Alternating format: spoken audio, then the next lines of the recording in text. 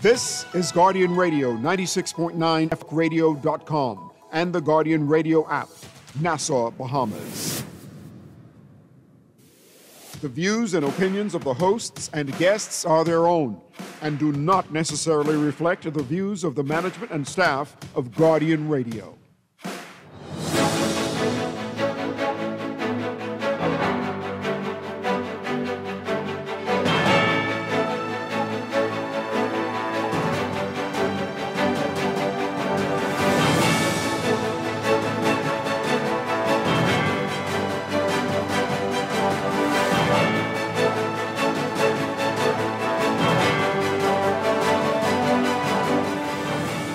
Good morning. The Minister of Social Services says we could have done more for Adriel, as the police commissioner says Adriel's murder was a patient at Sandlands, and the man suspected of assaulting an elderly woman was released from prison earlier this year. More of what we learned in that matter. Plus, it's 16 days of activism against gender-based violence. We're getting the details about this year's theme and events. It's all straight ahead this morning. I'm Dwight Strachan, and this is Blend. Wake up, it's a new day. Wake up, it's a new day. It's the start of a new way. Know that it's the start of the end of the old way. Wake up, it's a new day. Wake up, it's a new day.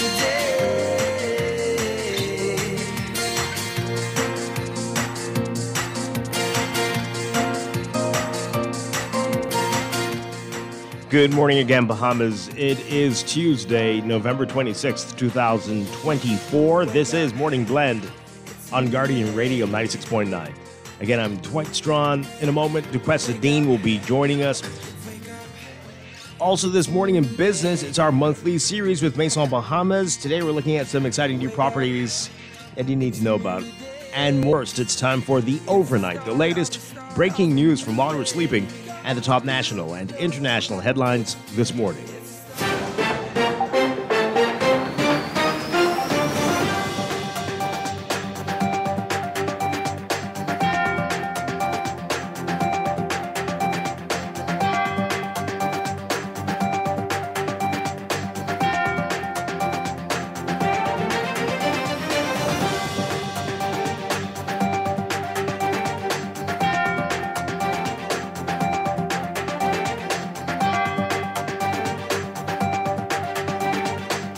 In the overnight, days after 12-year-old Adriel was found murdered in bushes not far from her home, Minister of Social Services LaRoda says the Department of Social Services could have done more for her, noting that it was contacted about Adriel twice.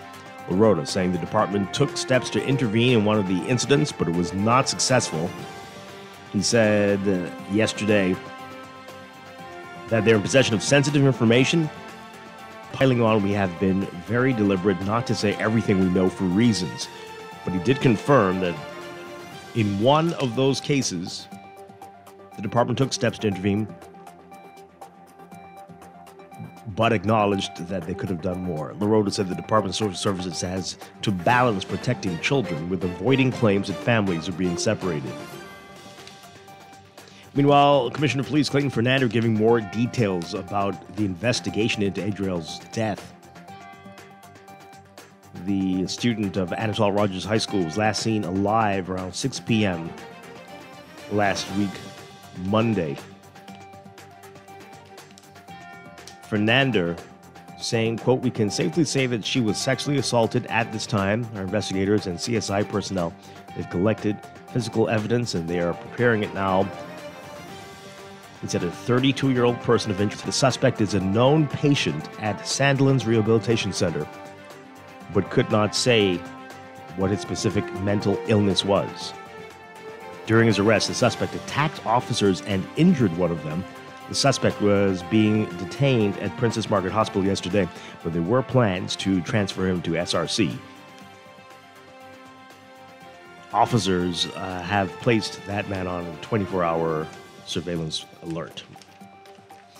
The commission also giving details into the shocking murder of an elderly woman. A man who is suspected of assaulting that woman, who died in a home invasion over the weekend, was released from prison in March. Fernando telling reporters that officers were able to retrieve surveillance footage which showed the suspect at a restaurant and bar in the area where the attack occurred before the victim arrived home on Friday. The footage showed the suspect, a 25-year-old resident of Boat Alley, shirtless and not wearing shoes. He appeared to be using drugs. The victim, 72-year-old Venetia Butler, was dropped off at her Ross Corner home around 11 p.m. Friday by relatives after attending a birthday dinner. Police say the suspect entered her home sometime later, gaining access through a living room window.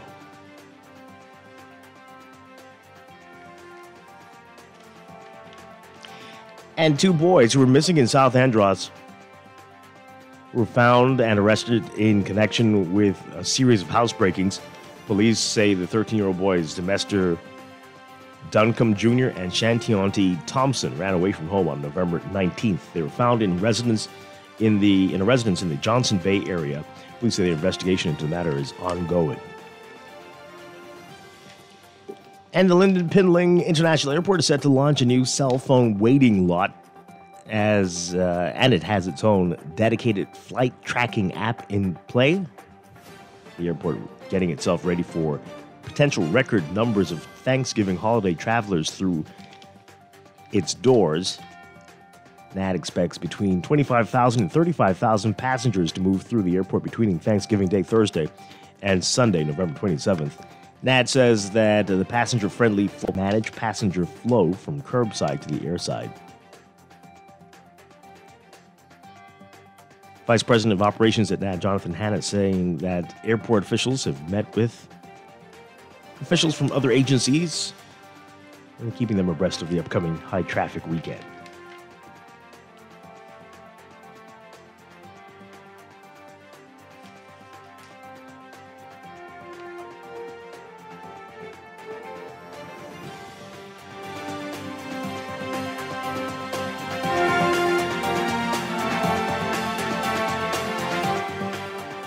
Overseas, Israel's military launching airstrikes across Lebanon, unleashing explosions throughout the country and killing at least 31 people, while Israeli leaders appear to be closing in on a negotiated ceasefire with the Hezbollah militant group.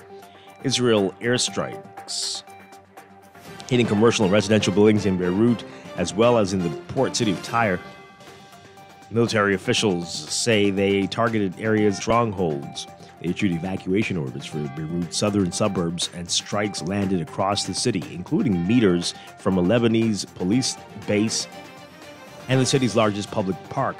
The barrage coming as officials indicated they were nearing an agreement on a ceasefire, while Israeli Prime Minister Benjamin Netanyahu's security cabinet prepared to discuss an offer on the table.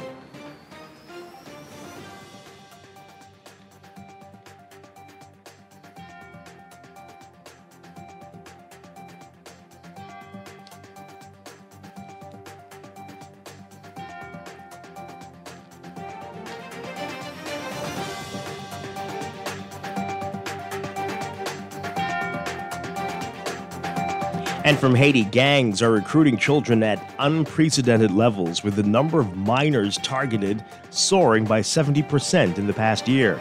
That's according to a report released Monday by UNICEF. Currently, between 30 to 50% of all gang members in the violence-racked country are children, according to the UN. The increase comes as poverty deepens and violence increases amid political instability, with gangs that control 85% of Port-au-Prince attacking once peaceful communities in a push to assume total control of the capital. Young boys are often used as informers because they're invisible and not seen as a threat. Girls are forced to cook, clean, and even used as so-called wives for gang members. But UN officials say they're not doing this voluntarily, are the victims. In a country where more than 60% of the population lives on less than $4 a day and hundreds of thousands of Haitians are starving or near starvation, recruiting children is often easy. One minor who was in a gang said he was paid $33 every Saturday, while another said he was paid thousands of dollars in his first month in a gang operation, according to a UN Security Council report. If the children refused to join a gang, gunmen often threatened them or their families or simply abducted them.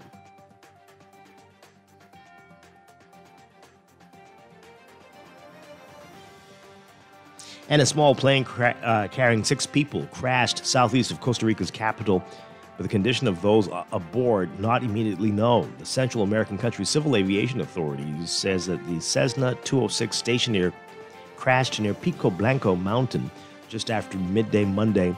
Search and rescue officials located the wreckage on the mountainside, but details about the condition of the passengers or their identities have yet to be released.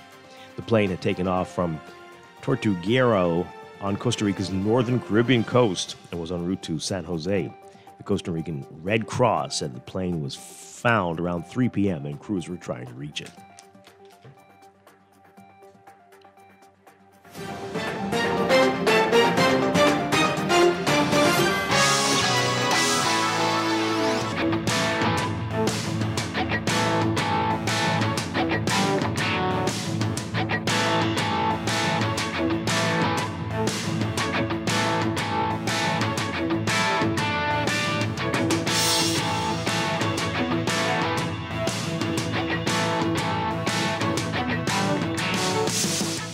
In sports, the Ole Miss Rebels, coached by Bahamian head coach Yolette McPhee-McEwen, making a strong start in the Continental Tire Bahamar Championship.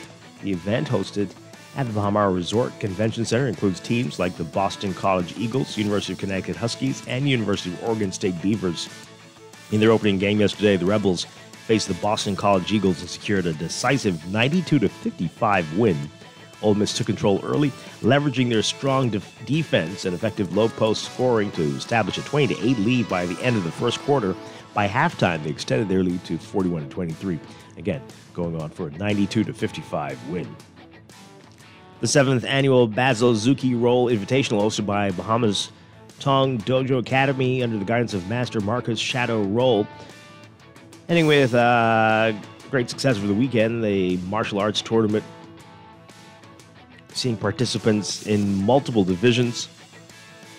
Read all about it in today's Guardian Sports section. And from NFL Monday Night Football, Derrick Henry making sure the Ravens coach John Harbaugh could maintain bragging rights over his younger brother. Jackson threw 2 touchdown passes and ran for a score. And Henry rushed for 140 yards as Baltimore beat Jim Harbaugh's Los Angeles Chargers 30-23. John Harbaugh improved 3-0 in the Harbaugh Bowl. It was the first matchup between the Harbaughs since Super Bowl 47 in February 2013, when John's Ravens beat Jim's San Francisco 49ers. Jim Harbaugh returned to the NFL this year after 9 seasons at Michigan, where he won a national title.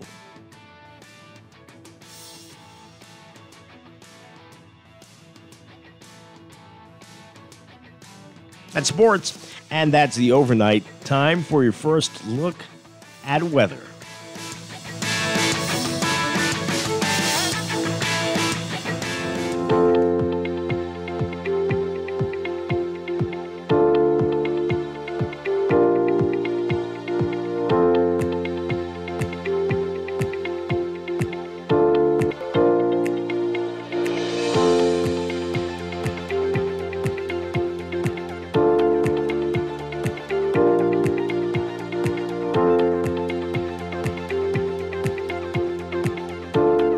In first look at weather for today, we've got an area of low pressure that's going to develop from a stationary front near the southern Bahamas. This is going to bring locally fresh to strong winds, cloudy skies, unsettled weather across the central and southeastern islands. A dry air mass filtering in from the west will promote gradual clearing across the majority of the area, while enhanced showers and thunderstorms will continue across the southern islands. So, as a result of this, a severe weather watch is in effect for the southeast Bahamas that will continue through 8 p.m. tonight. Residents in the southeastern part of the country should be alert and keep updated on severe weather updates from the Department of Meteorology. A near gale warning is in effect for the southeastern islands, and a near gale watch is in effect for the central Bahamas.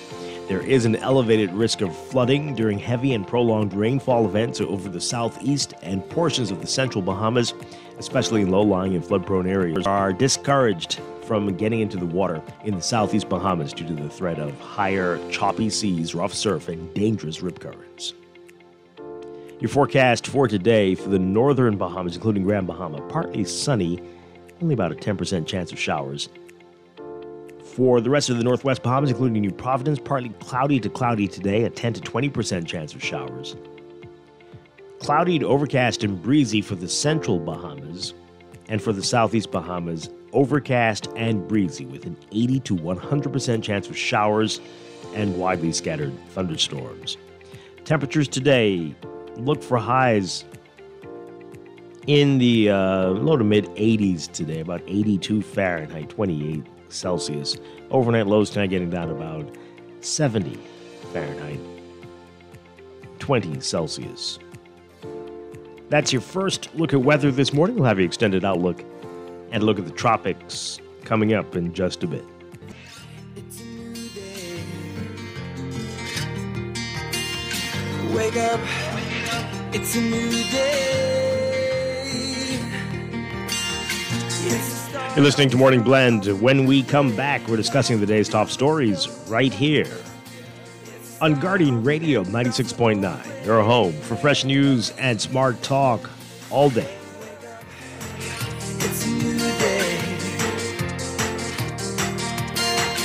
Wake up, it's a new day.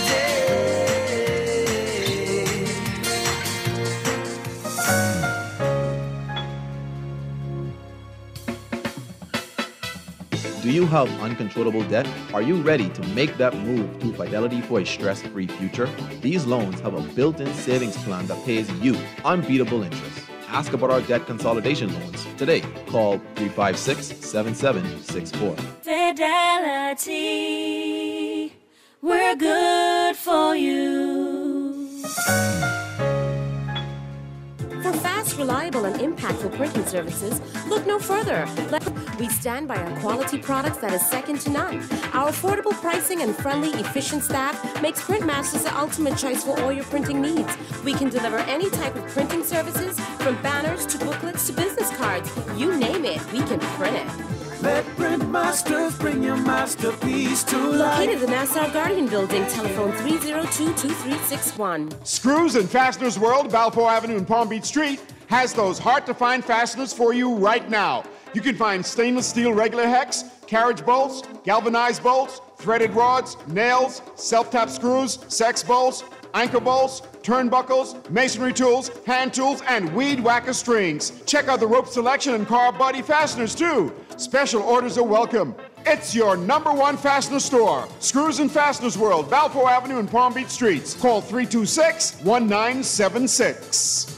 Looking to elevate your gadget game, or are tech troubles simply slowing you down? Escape to a world of innovation at Custom Computers, your go-to store for the latest cutting-edge tech. Whether you need to upgrade your life with the build or your device needs a little TLC, the Custom Computers Know-How Store is the destination for unbeatable expertise and quality repairs. With 2 convenient locations, there's a Custom Computers near you on Patton Street in Palmdale and Cades Village, or call 396-1100.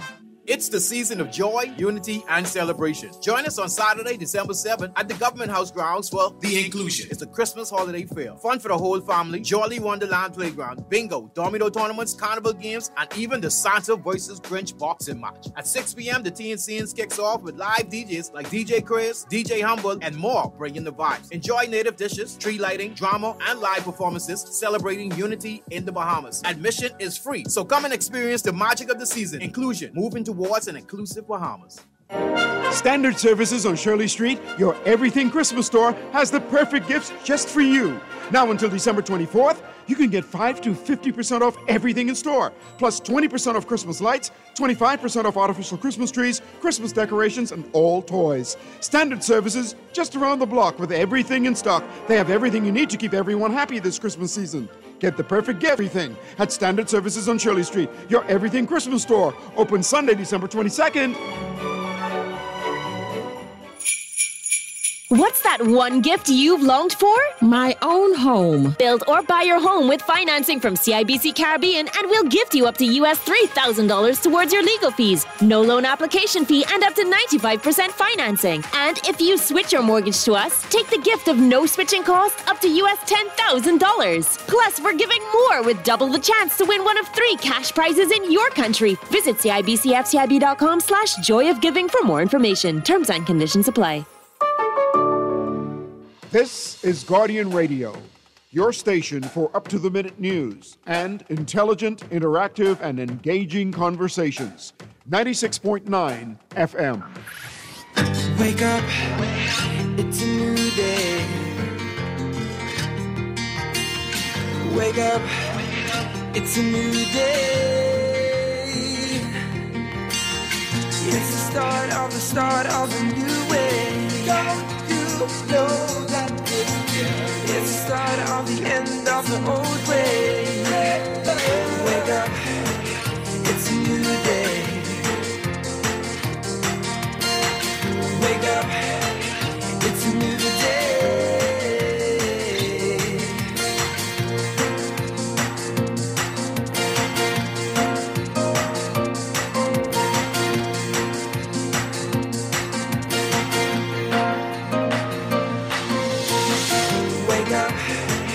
Welcome back to Morning Blend here on Guardian Radio 96.9. We are streaming live on GuardianTalkRadio.com and on the Guardian Radio app for your smart devices. We're also on your televisions on Cable Bahamas Channel 969 and BTC Flow Channel 612. You can tweet us at Morning Blend 969 or Facebook.com/Morning Blend 969. Text us 422-4796. Standard text rate supply. Once again, I'm Dwight Strachan. Joining me now, Duquesa Dean. Happy Tuesday, Dwight. Happy Tuesday, Bahamas. Good morning. Great to have you with us, as always. It's a wonderful day. Daylight heading here this morning. Oh, boy. Let's not talk about it. Let's not talk about it. But, hey, I got to say thank you to everybody who took part in the Nassau Guardian celebrations yesterday, 180th. And all the people came out. Lots of, I hope they're readers. All listeners. You think they were readers, Mr. Producer? Maybe listeners. Yes, of the Nassau Guardian. And listeners of hundreds of people. Long lines. Great. For stuff. Yeah. And great entertainment. And thank you to everybody who helped to pull that off yesterday. A special shout out, I know he's listening, to Paul Fernando, who helped with the organizing of the event before he retired. And so a lot of fun yesterday, and everybody who made sure that became a success. Yes. So good stuff yesterday. All right, so coming up today, we have a lot to talk about. Kicking off with the 16 days of activism against gender-based violence. We're going to get into that this morning, and throughout the week, we're going to be talking about that. And then later in business, we are a monthly series with Maison Bahamas, and we're looking at some new properties this morning as well. So that's all ahead. But let's begin with what else is in the news.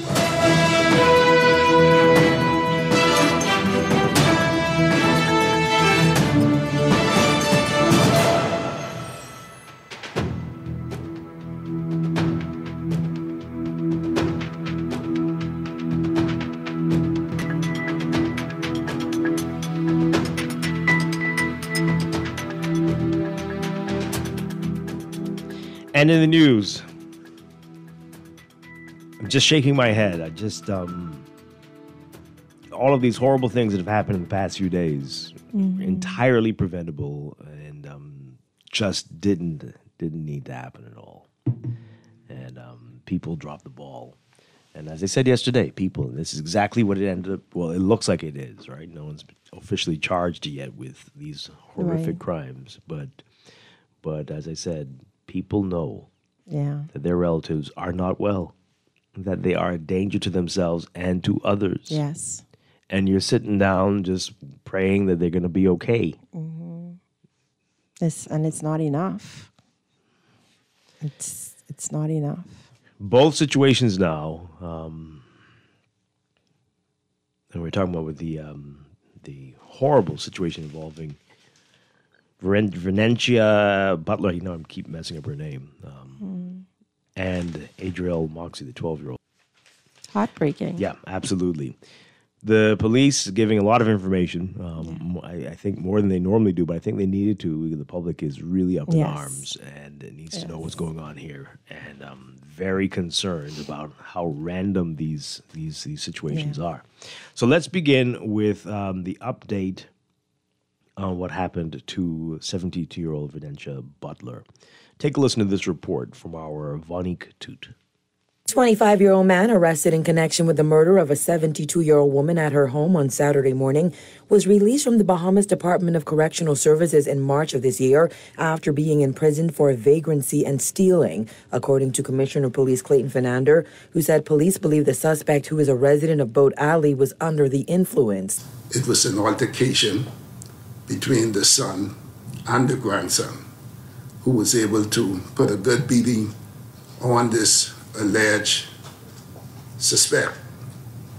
They were able to alert the neighbors next door, who contacted the police. Officers responded in quick time and was able to arrest this individual who received injuries. According to police, the suspect gained access to the home on Ross Corner and East Street by jumping through the northern front room window and attacked Venetia Butler. When her woman naked and unresponsive on the floor, and her killer, who was also nude, was sitting on the bed. Officers did some probing in that area and was able to retrieve a video footage from a local restaurant and bar in that general area, showing the suspect just prior to the deceased arriving home. He was seen bareback, just a pants on, no shoes, in front of that establishment with other persons. It appears though he was using some drugs. Fernandez said during an examination of Butler's body, they found no injuries and an autopsy will be conducted to determine her cause of death. He said the suspect is expected to be charged this week. Reporting for the Guardian News Network, I'm Vonique Toot. Wow. All right, so let's drop everything and then we'll just play everything and then we'll comment on it all afterwards. So the police also giving an update on 12-year-old Adriel Moxie's investigation, the investigation to her death. More again from Vonique Toot. 12-year-old Adriel Moxie was strangled and sexually assaulted, according to Commissioner of Police Clayton Fernandez, who said the man taken into custody is a known patient of Sandilands Rehabilitation Center and had injuries on him when he was found by police. Moxie's body was found lying face up with just a top on and a cloth tied around her neck in bushes off Faith Avenue last week. Fernandez says the 32-year-old man arrested in connection with her death was hospitalized after assaulting a police officer during his capture. He also revealed the man suffers from mental health issues. There was an altercation with the officers. He assaulted the officers one of the officers received injuries, and he was taken to the hospital and treated for his injuries. He was arrested and is presently detained at PMH. Our information is that he is a known patient from Sandilands. I just spoke to LaRoda. He is being released from PMH and taken to Sandilands for further evaluation. Fernandez said the suspect is presently under heavy 24-hour police guard, but investigators have been unable to question him about the girl's death.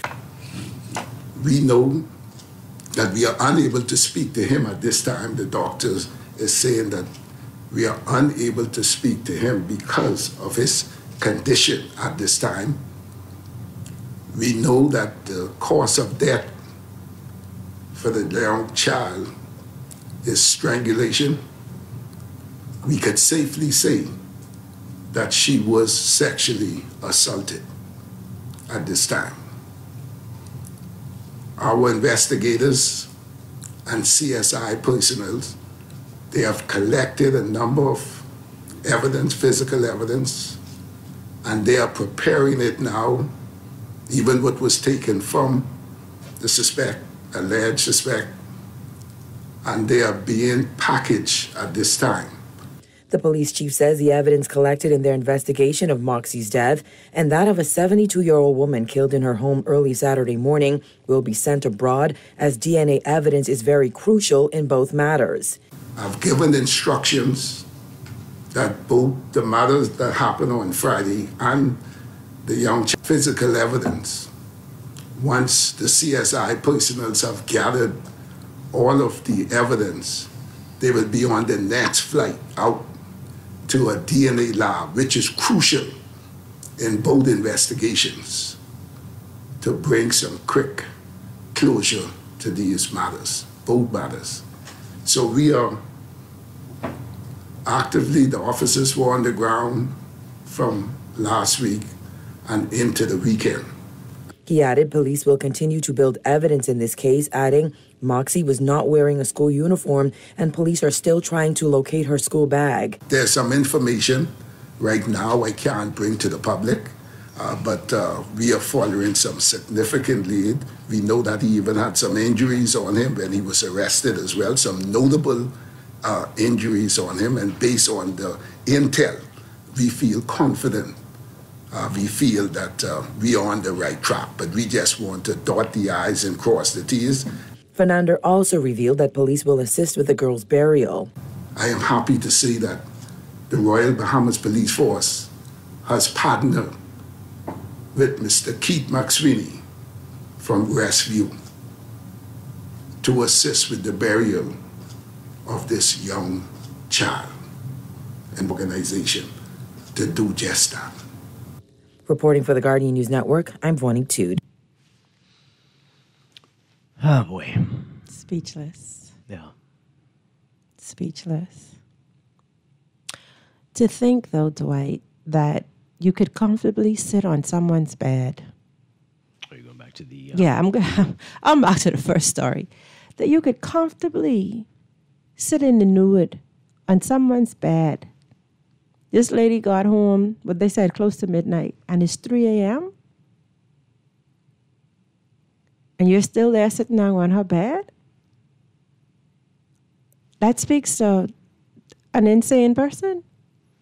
Well, as they say, in this matter, it's the drugs.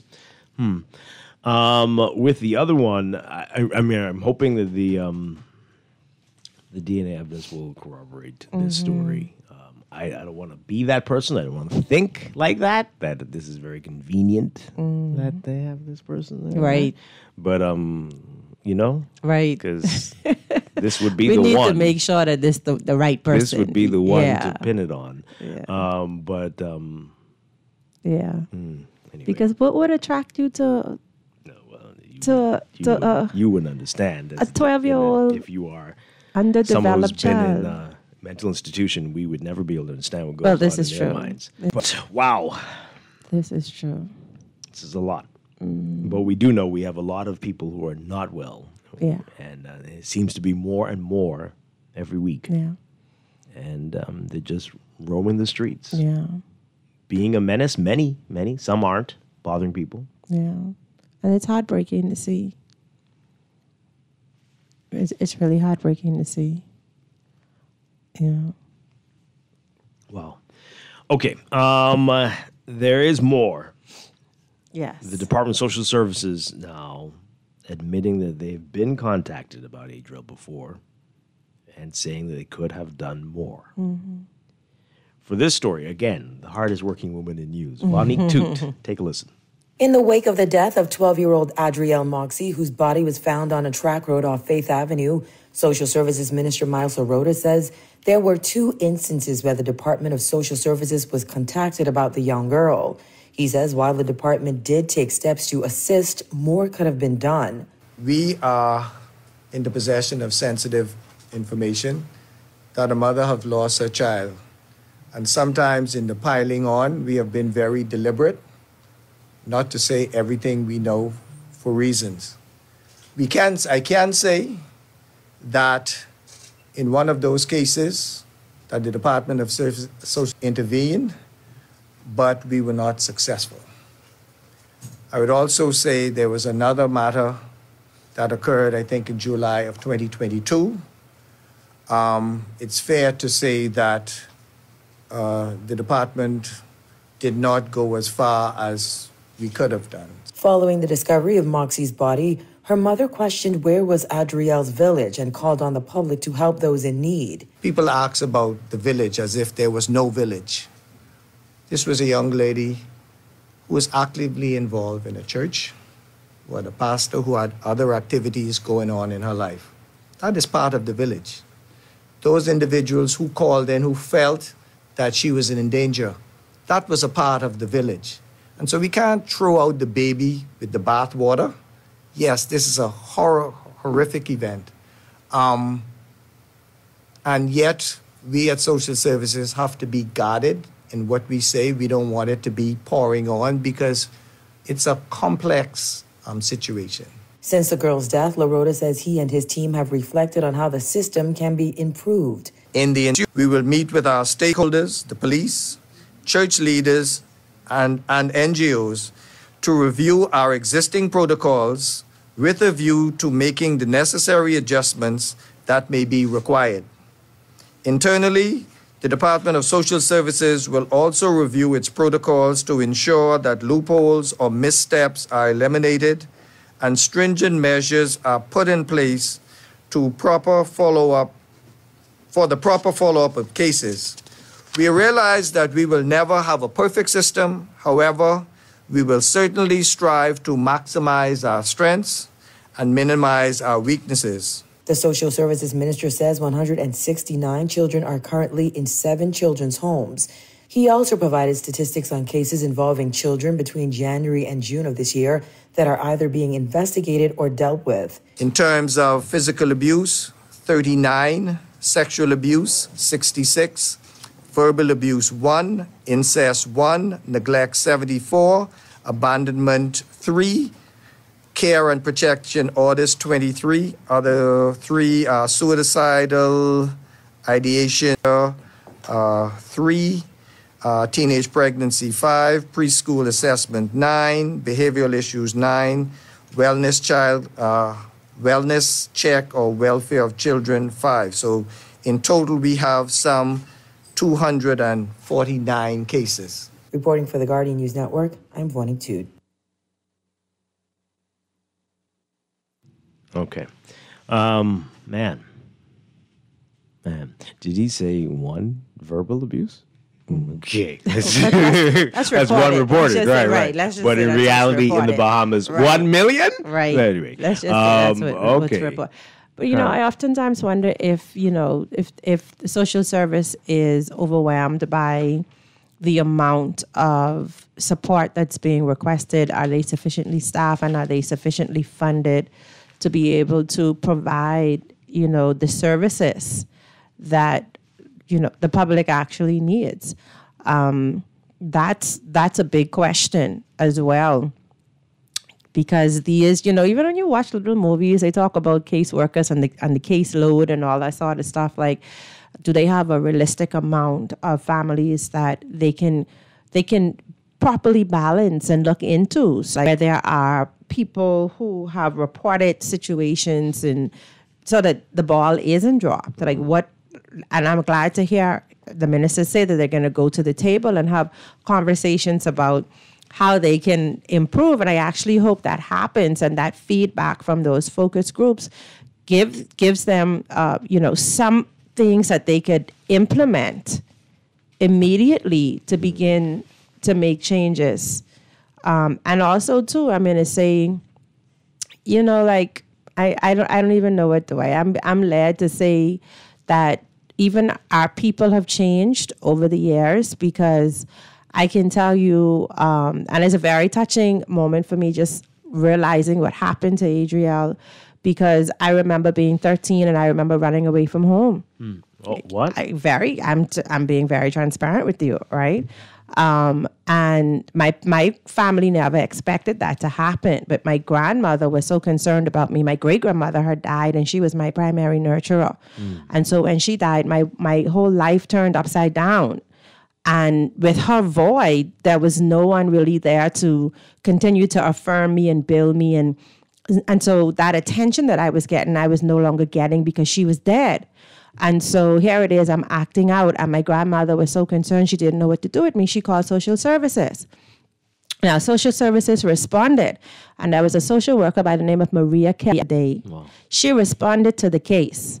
She responded in a way that she actually came to the home. And for months, I lived in her home.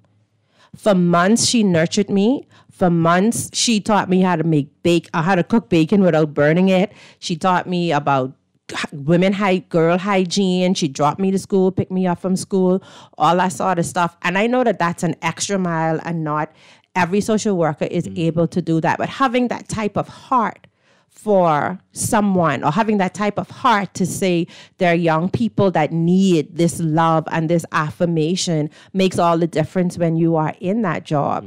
And so from the point of, okay, I understand what these children are going through, to the place of understanding the attributes that are needed to reach that person, it's not an easy road, and it takes a lot out of the person who is serving. So do we have the right people in those roles? Wow.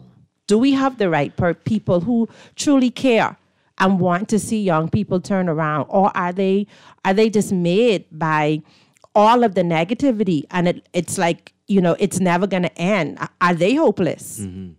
Right? So when I say go back to the foundation of social services, look at if they are allowing these social workers to be able to have that heart where they can care to the extent of going above and beyond. Or is it that the numbers are coming in, they're overwhelmed, they don't know what to do, and so people are not seeing as people, but literally this is just a case, right? So, I mean, I said a lot just now, I don't even know why, but... I appreciate you sharing that. But, wow. It's a lot. Yeah, I suspect it's the same thing we see with sometimes the police and teachers. Correct. Right? You are working, you're doing it, but every time you try so hard and it gets you little, Correct. Gets you very... And then you have not parents. Not far, and you're dealing with some very difficult people. Correct. And then you have your article is talking about family members or people who are saying, oh, don't separate the child from the mother or whatever. Sometimes that's not the best place for the child to be. And yes, we're saying, the child should stay with the mother. There are times when the child is better off out of those environments. Yeah. And we have to be willing to make those tough calls to save children. Save a life. Yeah. Wow. Okay, let's hear from you all. It's been a lot. You've heard a lot this morning. There are various reports. Let's get your reaction to it all. 323-6232. 325-4316. 325-4259. Call us toll free, 242-300-5720. Tweet us, Facebook us, text us, 422-4796. Again, a lot of your reaction to what the police were saying, the 72-year-old grandmother's murder and the 12-year-old's murder, and the people who are suspected to be involved in this, and the balls that might have been dropped. Good morning. You are on the air. Hey, good morning, Dwight. Good morning. And good morning, DeGuessa. Good morning. Yeah, get it right this Tuesday. Yeah, Dwight, and DeGuessa, when it comes to social service, some of them, the social service workers need to see social service, right? Because the condition some of the workers living in, would surprise all of us, right? Because that's why they really can't have the heart what they should have for people, because in a lot of instances these people themselves are struggling. This is true. You know what I'm saying? Because they live in the same system with everybody else struggling. They just happen to be working there, right? But I believe social service really need between social services and what just call it standards, right? They need to come, or Dwight, you need to invite them, or they need to enlighten us on how much potentially persons would have what we just call a pink card, right, walking around or amongst us. It's a lot of people what are mentally disturbed in this country and ain't getting the help that they need, right? It's clearly because the young lady who lost her daughter, she has some mental issues. She was saying, right? And then this gentleman, not the gentleman, the beast would kill the young lady. He has some mental issues, right? And so that's a clear, and we were seeing this pattern develop. And probably the guy with the drugs, too. I think everybody. Yeah. I could get to that guy with the drugs, but Dwight, look at this, Dwight. How much people you ever heard that got raped and they had all their clothes off? Both the person who was raping and the person who got raped. No. I mean, that's all I was looking at, because something wrong with the picture how I was watching it, right? Because for nude person to be discovered, I think he only had on a pants. I think on the surveillance video, I think he only had on. No, on the video, he had on a pants, right? But when they discovered him, right? If you listen to the report, when he was discovered on the bed sitting down, he was in the nude. Okay, I mean, what? And the woman was in the nude on the ground. So I'm trying to figure out who rapes in the nude. I don't know if there are any standards or rules. Thank you. But okay. Thanks a lot. Very interesting observations there. But I don't think there's a playbook. Anyway, some of your text messages. Continue to call in. This person says, I feel for the Department of Social Services, which is taking the hit unfairly for what happened in the last week. Child Protective Services is overworked, undervalued, and under-resourced. Exactly. The government won't make any substantial changes that make the lives of Bahamians better. Yeah, exactly what we're saying. This person says here, from personal experience, the majority of social services caseworkers are not moral. What? Oh. What? Oh. What does that even mean? Regardless of the age, they tend to ignore the voices of children who are in these toxic homes. Well, as the minister was saying, that it's very difficult, and they have these to balance out these. There's plenty of people who will complain. Yeah. You cannot take this person away from their parents, their mother, or whatever. Instead, the workers will automatically side with the mother because they too don't have a man. Wow. Wow. Oh, my Lord. What does having a man have to do with it? That is just so pathetic. I'm so sorry. So what should you do? You want to put only men in the Department of Social Services? You think that'll make things better? I'm sure there are some men there. So they might just, they don't have a woman? Don't have their child or children, baby daddy in their life. Oh, because they also don't have a man and a child or baby daddy in their lives. A lot of fathers want to be in their child's lives, but social workers are focused on making them the problem because the worker is also dealing with hurt in their personal lives. Who suffers the most? The child, thanks to social services. Well, this person said. Well, as they said, from personal experience. Ooh. It really touched them. Yeah. Let's take this call. Good morning. You are on the air. Hey, good morning, Dwight. Hi, good morning. Yes, good morning to your guests. First of all, happy 180th Nassau Guardian. Thank you. And I want to actually draw a parallel.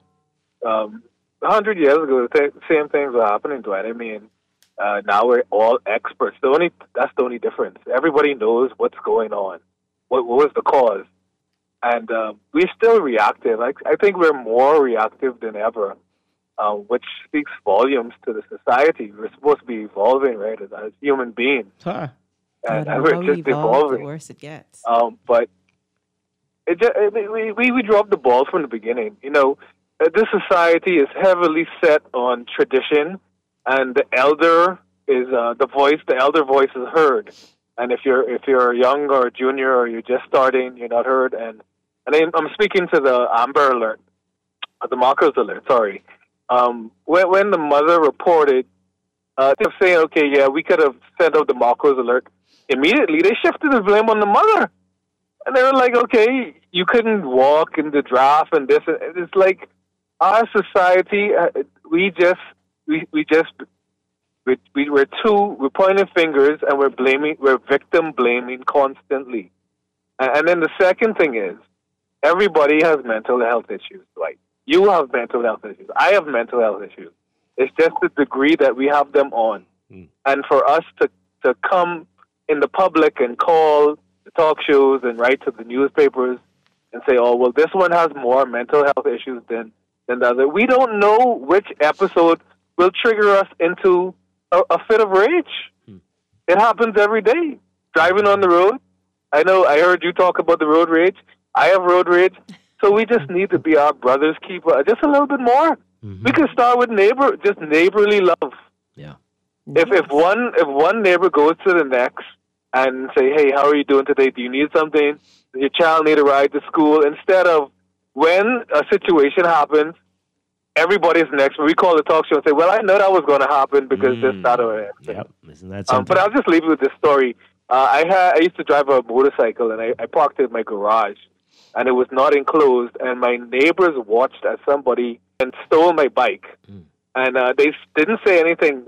I lived next to these neighbors for 30-plus years, and that speaks to where we are as a society today. They'd rather watch the drama and report afterwards on what could have been, what could have been done, instead of saying, hey, let me try and do this beforehand. You should do this, that, and help. But, yeah, we just need to be our brothers.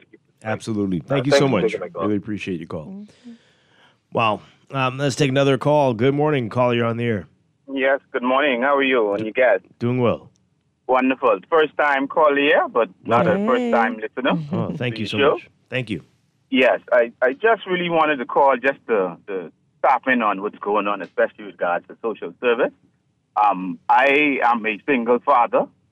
My daughter, she lived with her mother for a few years. It was a horrific situation. Also, I want to big up the same Reverend Wells with reference to the situation with the little girl, because he would have been one of those individuals that would have been instrumental in me gaining custody for my daughter. I just want to say there's a lot of good single men out there. I'm nothing against women and single women, but we know how the court system is today. I had to gain an attorney, went to the Supreme Court. Everything was just a loss. But finally, hey, some things took place. I won't get into it. That social service intervened. Again, I want to big up Ms. Kerr from the Department of Social Service. She would have been very instrumental in me gaining custody of my daughter. So I know a lot of talk about social services and doing this and doing that. Also, I just wanted to just chime in on that simply for the fact that, hey, there are some good people there at social service, and also there are some good fathers out there who really try and want to get custody of their children. Thank you so much. Really, really glad to hear that, and thank you for calling in. Appreciate that. Yep. It needs to be stated. Good morning, caller. You're on the air. Yes, good morning to both of you. Hi. Good morning. Dwight, I'm a little bit perplexed in understanding the way we look at things here. We claim that someone has taken somebody's life when someone has actually stopped someone from living. And I think there should be a higher penalty when you stop someone's life right in their track. Because I don't know where I could take somebody's life, why they say I'm taking life. I don't know why we use that phrase when actually I stop somebody from living. So police know some of these people who should be in Sandilands and who should be locked up in Sandilands, not out, seeing if they could probably fit in society. Is that what's going on here, Dwight? No. I expect it's the same thing as with jail and prison. Some people really should be in, but they're out. They don't have the space. The space and the technical capacity. reasons. There are all kinds of legal reasons. Maybe that is the same situation here. Oh, we're perplexed, eh? Yeah. Well, let's hope we get things sorted out and we find the fortitude to deal with these criminals forthwith. Absolutely. Thank you so much. Appreciate it. Very interesting. Because, you hear, there's a totally different subject, but when you hear, the hospital is out of beds, you get alarmed because why would the hospital be out of beds? But if they only have 20, right? If they only have a certain amount, it's limited, right? So, we get alarms, they shouldn't be out of, but if the capacity isn't there, and maybe they even have the capacity, but just not enough people to help them. It's just, right? and that's why sometimes it could feel hopeless. Yeah. Let's take one more call, and then we need to take a break. Good morning, caller. You're on the air. Yes. Good morning, Dwight. Good morning to your guests. Hi, good morning. Good morning to the Bahamas. Dwight, listen. We understand these two unfortunate situations happened. The perpetrators were mentally ill, or they seemed. We know the one with the 12-year-old is declared mentally ill. What is the Bahamas solution? I mean, can a person who's mentally ill be charged as a what are we gonna do with these people? I mean, we just can't be saying, okay, the crime happened because the person was mentally ill. How are we going to prevent this from happening again? I thought about it, I said, like the sex offender registry. You think the neighborhood, they need to be aware. The neighbors need to be aware when a mentally ill person is in the neighborhood, so that everyone could be on the lookout. Do you think that's a solution, Dwight? Yeah, sure. We saw this before. Wayne Monroe did this before, and of course the public reacted in a strange way and nearly killed a man, or tried to. But yes, Dwight, sometimes think about it. These mentally, I hope these people are the real culprits. I hope they're the real persons who are doing these crimes, because something got to be done, and no family member should be ashamed if you have a mentally ill relative, because we want to prevent these people from committing these heinous crimes, and then we just say, oh, the person was mentally ill. So what that means? You can't charge them? They're not going to No, it doesn't mean that. Prison? It doesn't mean that, but it might be... Might impact. Honestly. Yeah, it doesn't mean that they won't be charged, but they might be sentenced to sandalins as opposed to... But we do need to have a better accepting people with mental illnesses. And like one of the callers said, like all of us face challenges. There are some people who are further along the spectrum than others. But we need to normalize that here and not crack jokes about people being crazy, or not make it like, oh, it's such a bad thing that this person been sandalin. So someone's getting help. Like, let that be normal, right? Let's be accepting that life circumstances can be so heavy that you could trip in a blink. You could be normal today, and it's a thin line. Tomorrow you could be insane because of some circumstance. So we need to, as individuals, start to be more caring and loving towards our brothers and sisters. We're going to take a break. We've got a whole lot of your text messages to get back to, and want to hear more from you. This is Morning Blend on a Tuesday morning here on Guardian Radio 96.9. Now the time is right. Now I'm feeling right. I'm better than before, and I've come to give you more.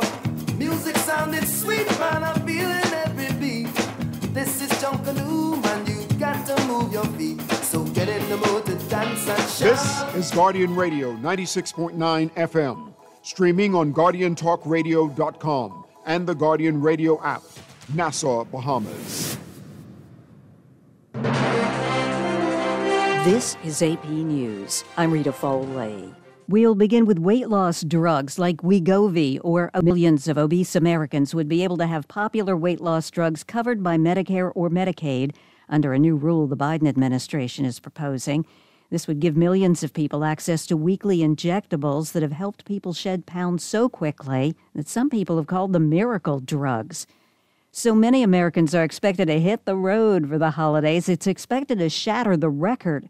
The AP's Donna Warder begins at the airports. The TSA expects to screen some 18.3 million people at U.S. airports between today and next Monday as Americans travel to their Thanksgiving destinations. Brittany Hankins, who was flying from Fort Worth, Texas to Tampa, Florida, said she was getting to her family gathering this year. From 2020 on to now, this is one of the first time that my family hasn't had a family reunion. We haven't spent holidays together, so yeah, it's important to us. I'm excited to be able to see them because my great-grandpa is going to be 85 this year. The FAA warns that there may be some travel delays because of an ongoing shortage of air traffic controllers. And Mother Nature's not helping, says our correspondent Donna Warder. The National Weather Service has issued a winter storm warning in Sierra Nevada that's expected to last through today. And forecasters say the East Coast will be the most impacted on Thanksgiving and Black Friday, with snowfall possible in parts of New Hampshire, northern Maine, and the Adirondacks. I'm Donna Warder. You could see higher prices on gas, a lot of things, if President-elect Donald Trump's threatened new tariffs go through. on Mexico, Canada, and China. It's part of his efforts to crack down on illegal immigration and drugs. Ukraine says Russia launched a record number of drones in a single attack overnight. No casualties immediately reported. This is AP News. Now to the Philippines and the feuding leaders. Philippine authorities have handed a subpoena to Vice President Sara Duterte's office, inviting her to answer investigators' questions after she publicly threatened to have the president assassinated if she were killed in an unspecified plot herself. President Ferdinand Marcos Jr. described her threat as a criminal plot and vows to uphold the rule of law. The police and the military immediately boosted Marcos' security. Duterte said her remarks were not a threat, but an expression of concern over her own safety. The subpoena ordered Duterte to appear before the National Bureau of Investigation on Friday to shed light on the investigation. I'm Charles de Ledesma. The UN says 140 women and girls on average were killed by an intimate partner or family member per day last year. I'm Rita Foley, AP News. It's a Christmas wish for all of you. Get a no-fee loan from RBC, it's true. No more wishing for your Christmas ideas to come true. Get a no-fee loan. Ideas a reality. It's a Christmas wish for all of you. Get a no-fee loan from RBC, it's true. Finding the right loan for all of your Christmas ideas starts with a conversation. Visit a branch to speak with an advisor today. Offer ends December 31st.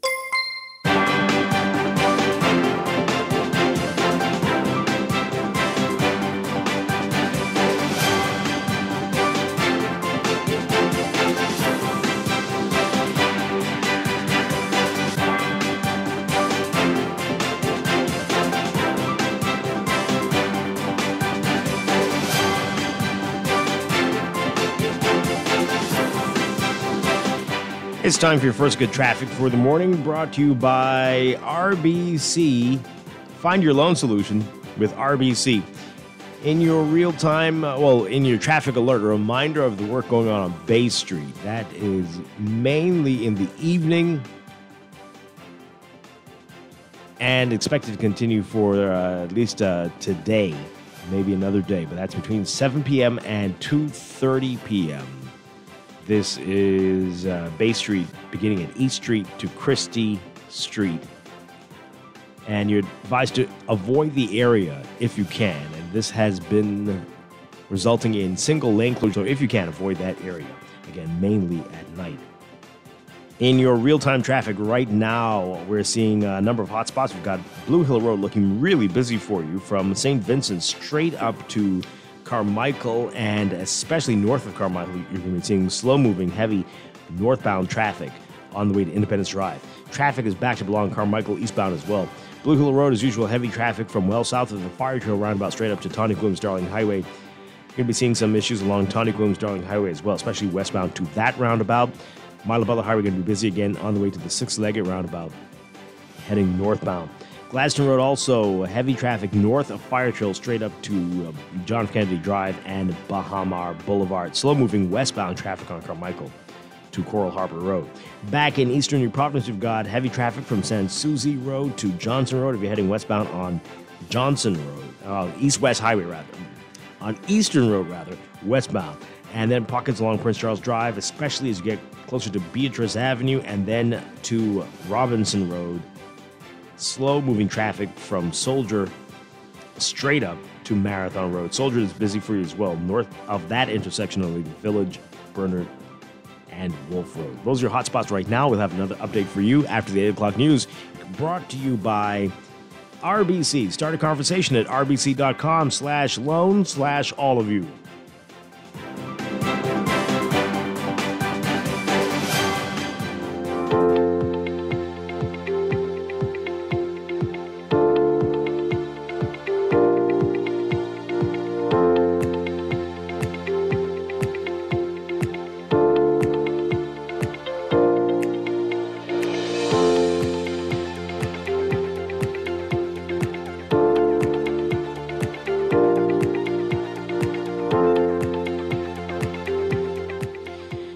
And it's time for another check of your weather for today, brought to you by Easy Car Sales. We've got an area of low pressure that's going to develop from a stationary front near the southern Bahamas that will continue through the next few days. Expect locally fresh to strong winds, cloudy skies, unsettled weather across the central and southeastern islands.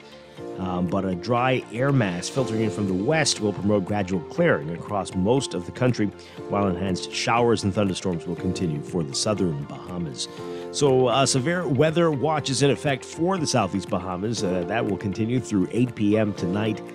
Residents in the southeastern islands should be alert and keep up to date with Department of Meteorology weather updates. A near gale warning is in effect for the southeast Bahamas and a near gale watch in effect for the central islands.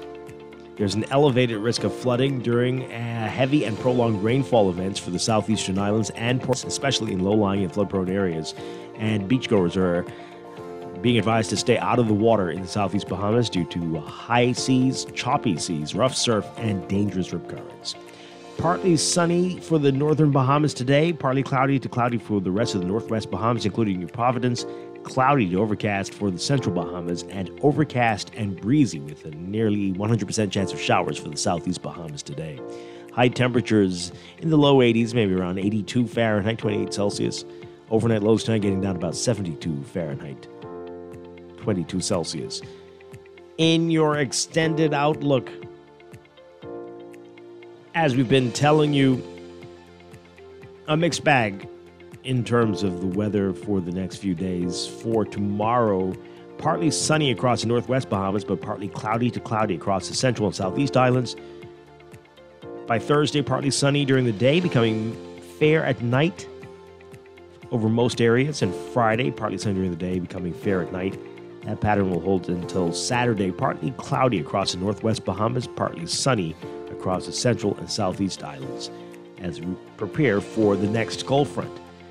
Take a closer look at the tropics in just a bit, but this weather check brought to you by Easy Car Sales. Get a deal on all 2024 electric vehicle models in stock at Easy Car Sales. Visit their online store at Easy24 and rebates while they last.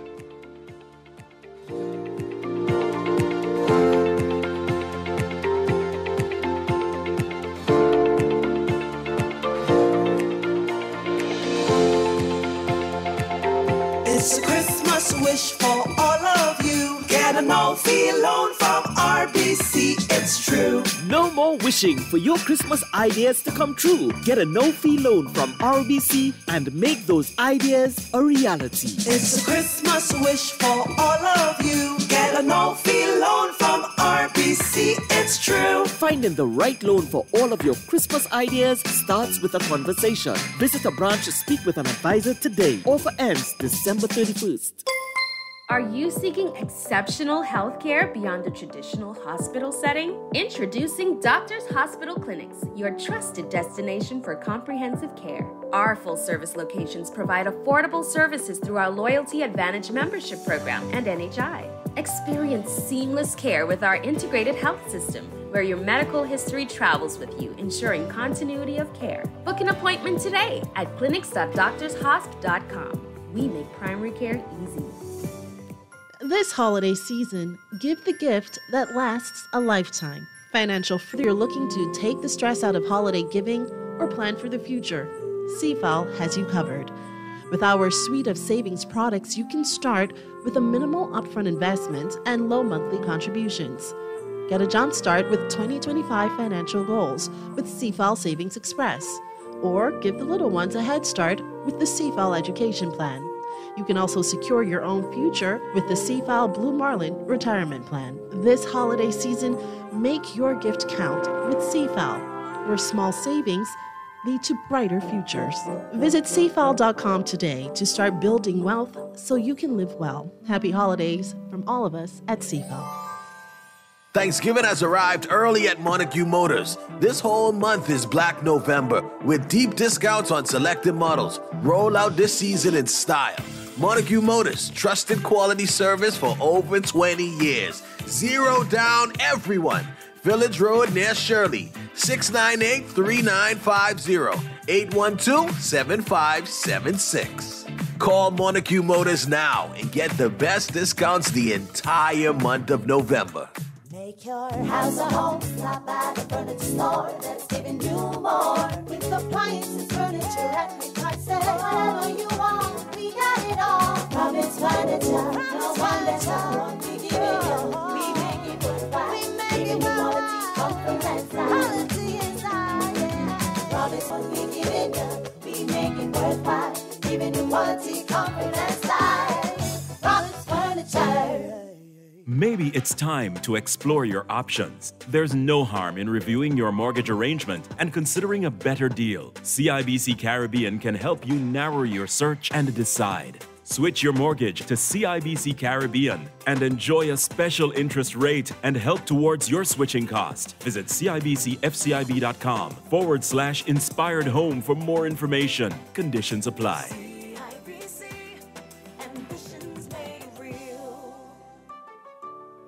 This is Guardian Radio 96.9 FM. Fresh news, smart talk, all day.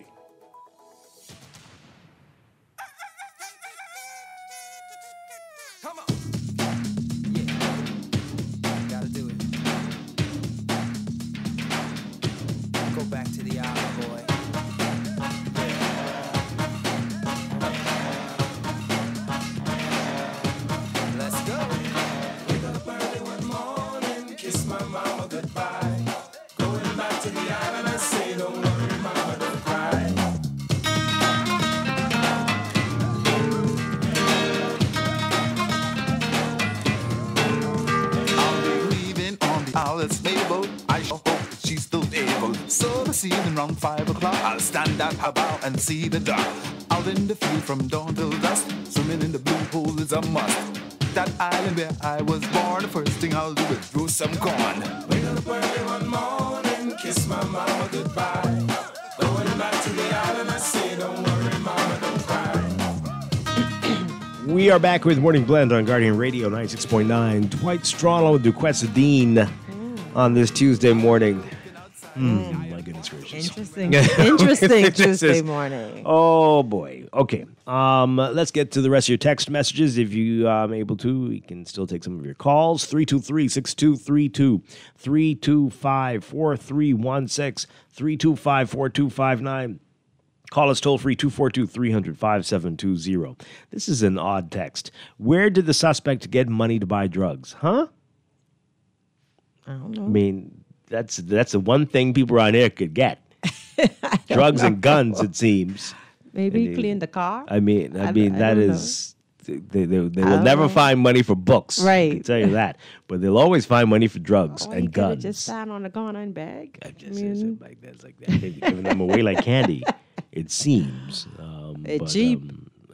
I don't know the price, but everybody who's on them seems to get them. So I don't know. Anyway, what type of drug was he on? Who were he was congregating with? Did any of them sell him the drugs?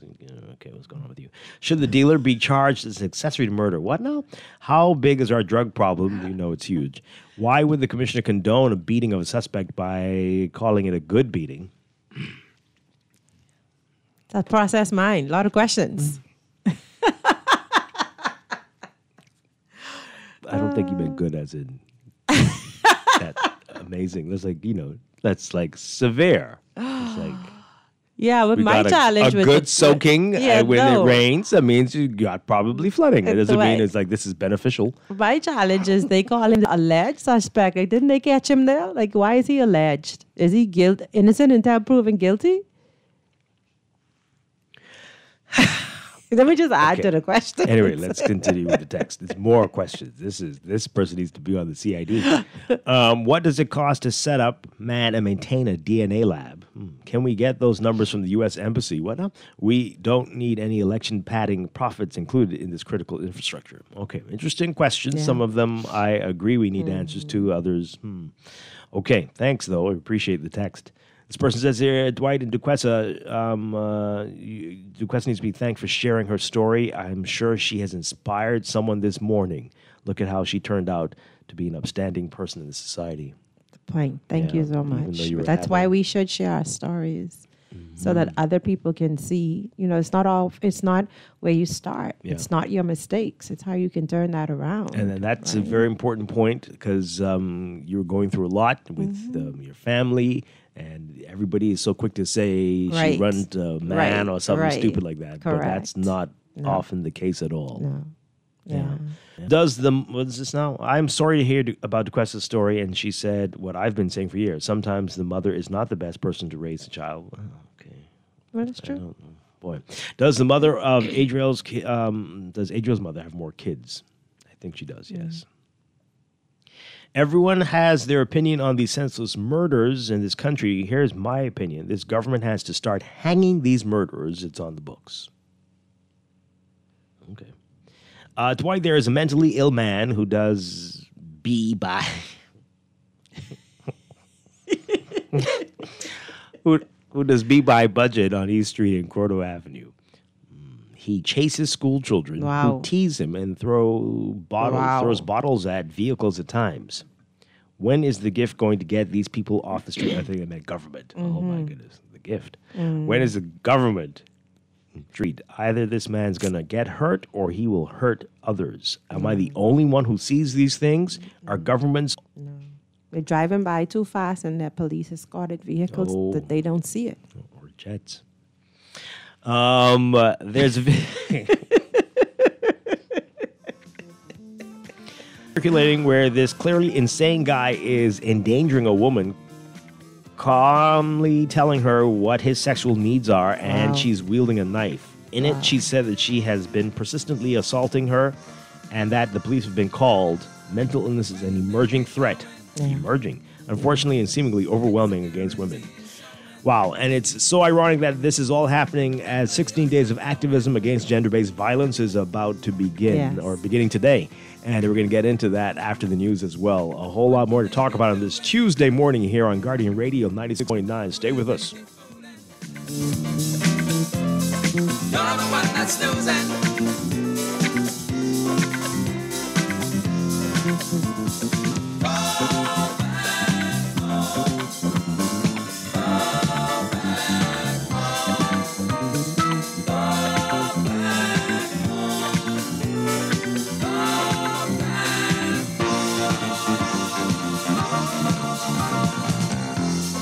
What is that you're trying?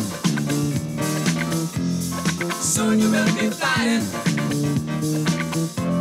Stop or you'll be dying.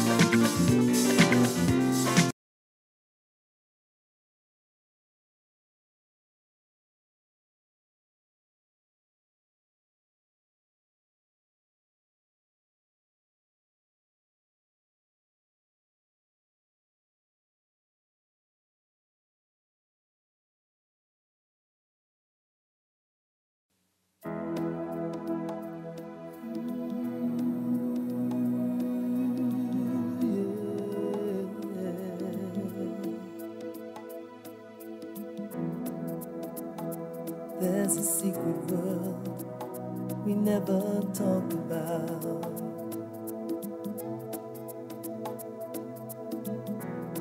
Filled with love interventions of wasted lies and doubts.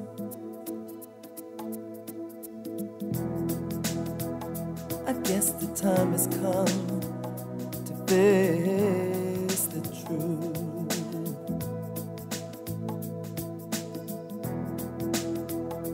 Face the silence that lies between me and you. And with all that remains, strength and love will never change. Tell me, where do we go from here? Is there a resolution for all those doubts? We are back with Morning 96.9. Dwight Strachan along with DeQuesta Dean on this Tuesday morning. Coming up in just a couple of minutes, we're going to be talking about 16 days of activism against gender-based violence kicking off today globally. And we're going to get into it. And later, business, Nassau, Bahamas, with our monthly segment with them and some exciting new properties up for sale as well. So a lot more to get to. We just want to finish off these text messages, and then we're going to get to 16 days of activism. This text here, as we've been talking about these very difficult issues, the country is still in shock with the death of a 72-year-old grandmother and a 12-year-old girl. Yes. Just awful. This texter says that these people who are doing these rapes and murders are not mentally ill. They are drug abusers with demonic psychosis. Wow. Bring on the chief psychiatrist of the Bahamas. Let him or her explain the real mental health. It's very funny, you texter. I mean, a psychiatrist to talk about demonic psychosis. Okay, sure. Drugs, we know this. We've known this. A lot of people with mental health issues use drugs to cope. Yep. Alcohol, too. Yep. So people want to blame the drugs, but often it's mental health that caused them to be using drugs or to have the drugs have that reaction in them. Yeah. So it's all related. Yep. And yeah, it's a serious issue, and this is why we have to really, and we don't use as much as we used to when we were kids. Yes, when right? we were kids. Not everybody can just do this casually. It can change your life forever. You can be ruined. Some people can do it, and like, but oh you well, don't know. that didn't do anything for me. Whatever. Right. Or they do it and they use it regularly, and it doesn't do much for them. Correct. Somebody else, one time, finished. That's it. Correct. So don't do it. Yeah. Some stresses you don't know. Lead them to the drugs. You don't know if it's going to be you. Correct. It'll be strung out on the street forever after a promising career or whatever it was that the path that you were on initially. This person says, I agree that at any point any of us can experience mental health challenges, but what must we do as a nation when those who are clearly mentally ill are able to harm and violate the innocent and most vulnerable? What should we do about the increase in begging on the road and being attacked verbally when you refuse? Our country needs law and order. It's just too slack. Yeah, we were talking about this yesterday and off air as well. Just something has to be done with the laws. Yes. I mean, this cannot be allowed to continue. It is getting worse. Every street, multiple. You can see they've like taken corners of they're over there. Yeah. But I think it's twofold too, though, Dwight, because, it's overwhelming for our people to see that. And I wonder if it speaks to the state that people's lives are in. I don't know. Sometimes I'm confused by it. Can you, not find a job?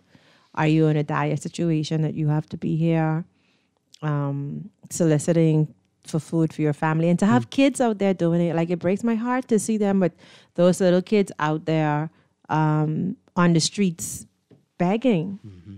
Sometimes we just need law and order. I mean, your caller says that all the time. We need law and order in this country. It makes no sense to have laws and do nothing with them. Yeah.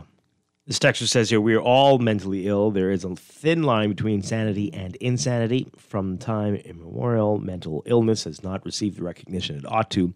Suddenly, there is an outcry. Trust me, the way we traverse our streets foolishly and in a rude manner, these people must be considered mentally impaired also. Yep. I hear you. But I do think if you're driving 12 miles per hour in a 45... You're the one with the problem. Okay, I just got to say, what are you doing? What are you doing? And this is everyone on East-West Highway these days. I don't know if they understand the limit is 45. That does not mean you should be going 5 miles per hour. Right. And don't look at me when I blow my horn at you and drive past you like, what are you doing? And you look at me like, I'm crazy. No, you're going 12 in a 45? Yes, they want to be safe, Dwight. What? They want to be then safe. You should stay home. No, they still want their independence too. Huh? Yes, like the elderly, they want to still. I wish I could say these are all elderly people. But they want to be safe. Something may be wrong with the car. No. Maybe they don't have a license. There's something wrong with the car. Something might be wrong with the car. That's exactly what my fear is. And you're on the streets where they shouldn't be. Amongst people. Right. Yeah. Anyway. Okay. As details continue to unfold concerning the failure of the Social Services Ministry, the question arises, did the cuts to the Social Services budget, without these cuts, I guess they're saying, could they have been more effective? No. It sounds from what the minister is saying that their hands are often tied yeah. with what they can and cannot do and what is perceived to be right. Yeah. And so that's very tricky. Right. Yeah. But I mean, just given the situation the other day, for housing, there's a certain amount of time, right? So that they're limited in what they can do. Like if, with the housing situation, the lady was in the shelter, Right. Yes, you have to remember go that out. story. Right. And so there's a certain amount of time allotted. So everyone that needs help can get help, but is that sufficient? So those cuts to the social, they need to be reviewed. They need more money. Ah, boy. This text. Oh, boy.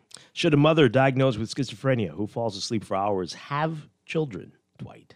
Why are we not talking about the mom? People are talking. People are talking. This is a very delicate situation there. We don't know the details. Was she schizophrenic at the time that she got pregnant? You better, anyway. Was there something that happened in her life that pushed her over?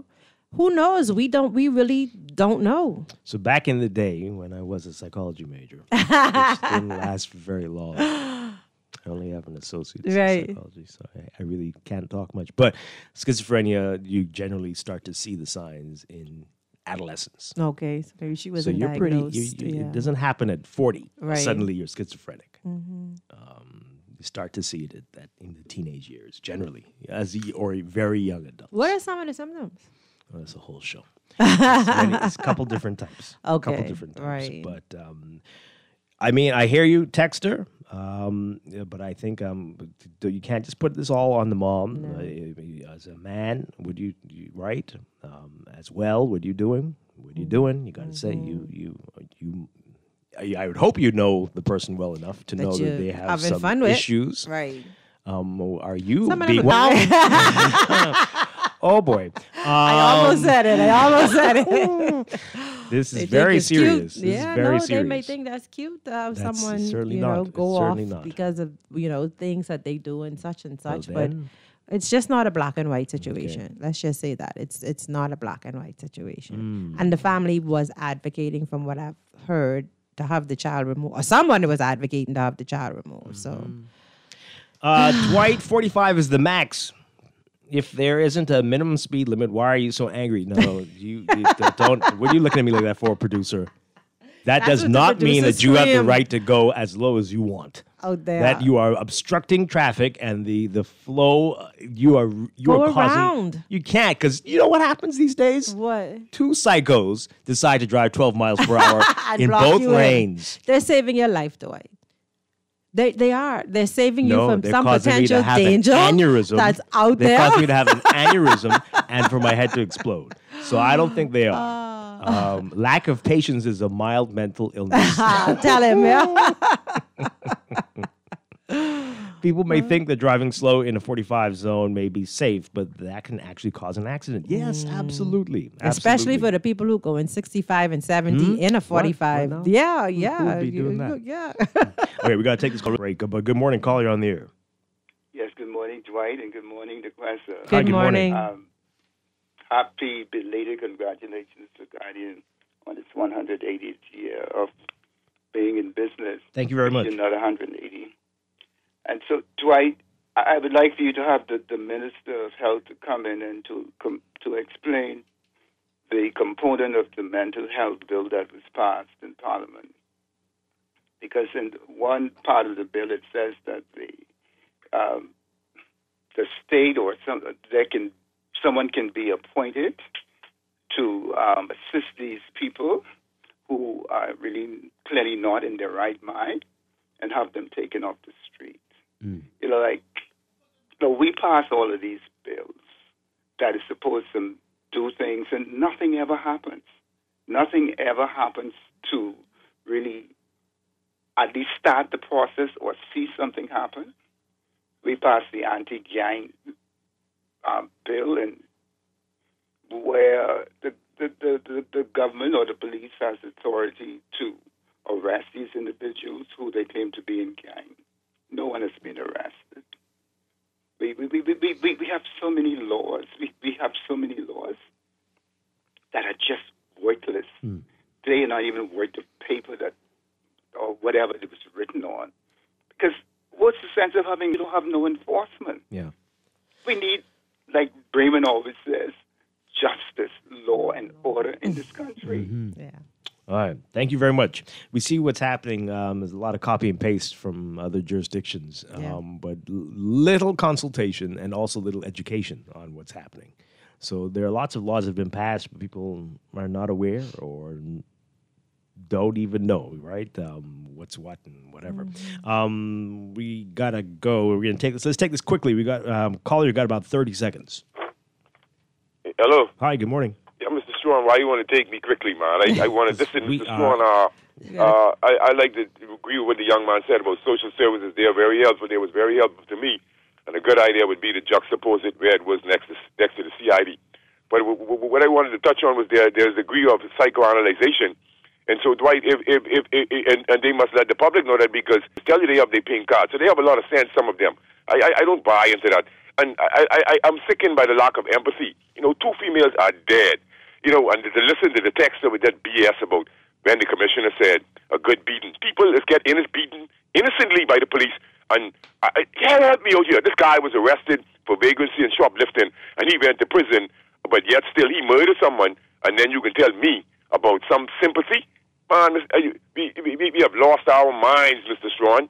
You see me? It's still allegedly allegedly dead. at And this so point. her grandchildren met the guy on top of her. Man, we don't need much more evidence than that. I even need to know forensic with that one, even though you need the forensic. But what I'm saying is it's detailed. What you mean? What more evidence do you need in that? He could have been killed in the process because the person who killed him, if caught him, shouldn't be charged any which way, because what's going on? You got enough sense, man. These people have sense, man, Dwight, man. These people walking up and down all around the place, doing all kinds of things on the road and being endangering us, drive. Okay, we got to go. Again, it's all allegedly. We will see when it comes out what's what. No one's been charged in any matter as yet. We will see.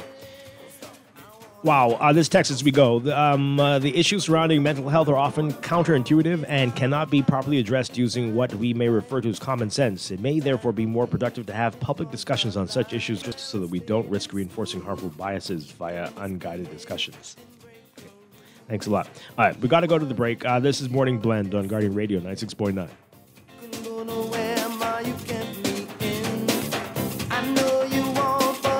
Maybe it's time to explore your options. There's no harm in reviewing your mortgage arrangement and considering a better deal. CIBC Caribbean can help you narrow your search and decide. Switch your mortgage to CIBC Caribbean and enjoy a special interest rate and help towards your switching cost. Visit CIBCFCIB.com/inspired home for more information. Conditions apply.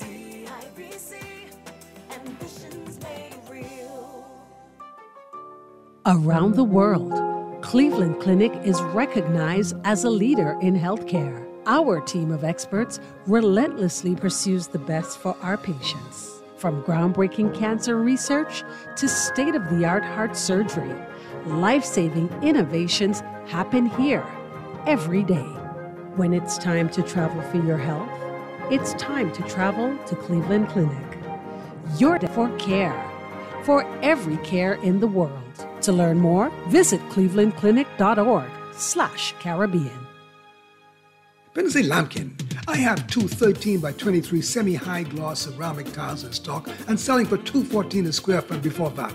Now, one of these, namely CB2093, has a unique design that gives the illusion of laid stone, the unevenness of the stone sidewalks of Europe. But it's only an illusion. While they look like stone, they offer much more continuity. I'd asked Pender if he'd been to How to Talk Good School while he was away. Anyhow, come to Pender Town and have a look at his new collection, starting at $214 a square foot before VAT. It's a Christmas wish for all of you. Get a no-fee loan from RBC, it's true. No more wishing for your Christmas ideas to come true. Get a no-fee loan from RBC and make those ideas a reality. It's a Christmas wish for all of you. Get a no-fee loan from RBC, it's true. Finding the right loan for all of your Christmas ideas starts with a conversation. Visit a branch to speak with an advisor today. Offer ends December 31st.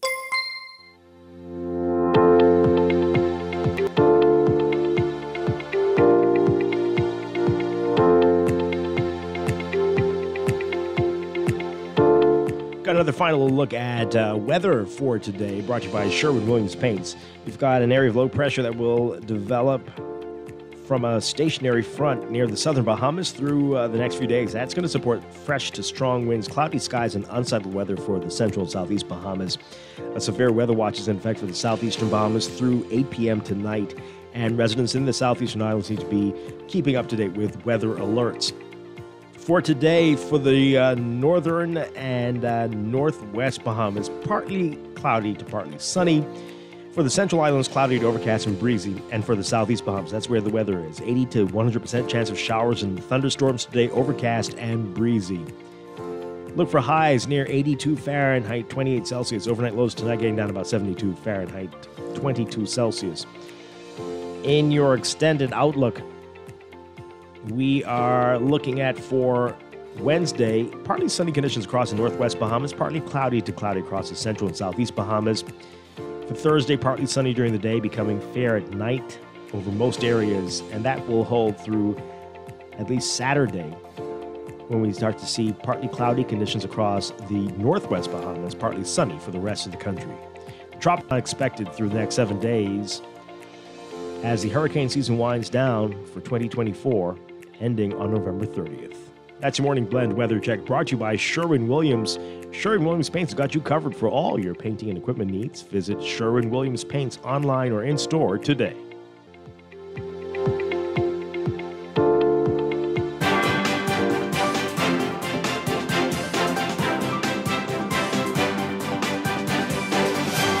Your final look at traffic for the morning, brought to you by RBC. Find your loan solution with RBC. A reminder of the work going on Bay Street. That is mainly at night.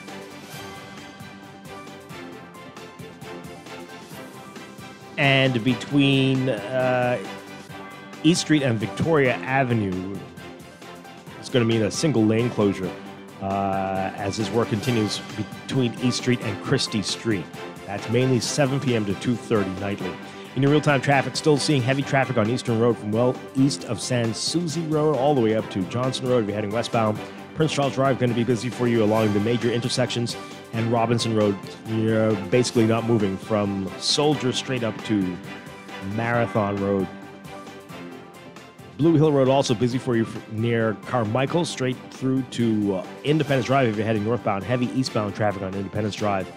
And on Milo Butler Highway, that is seeing heavy traffic still northbound on Milo Butler Highway, westbound on Tony Bloom Sterling Highway, and that's going to lead you straight through to the six-legger roundabout northbound this morning. Heavy traffic on Milo Butler Highway. Slow-moving eastbound traffic on Bay Street, West Bay Street, near Saunders Beach and the New Providence Highway. That's your real-time traffic and your morning blend traffic alert, brought to you by RBC. Start a conversation with rbc.com/loan/all of you.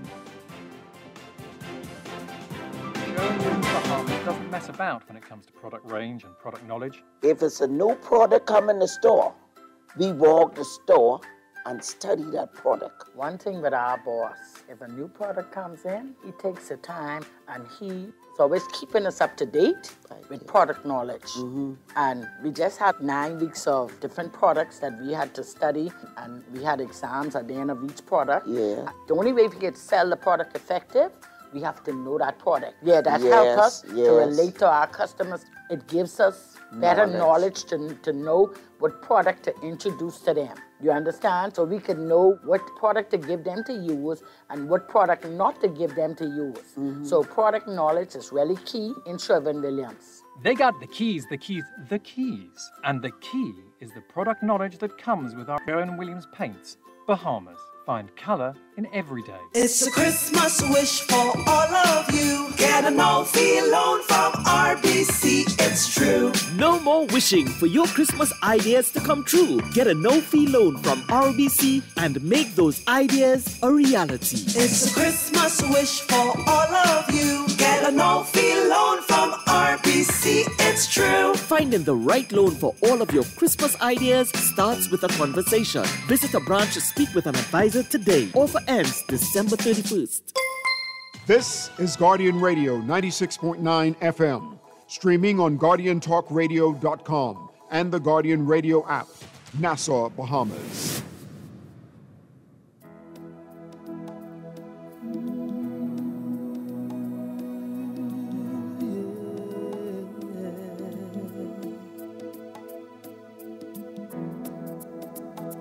There's a secret world.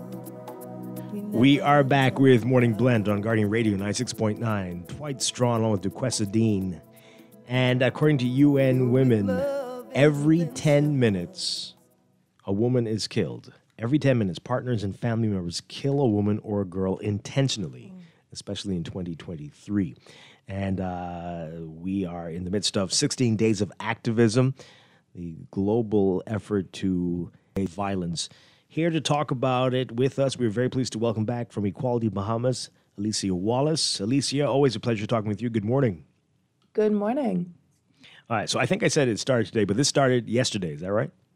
Yes, yesterday was the beginning of the Global 16 Days campaign, and it was also International Day for the Elimination of Violence Against Women. Okay, so this is coming at a very interesting time for the Bahamas in light of recent events.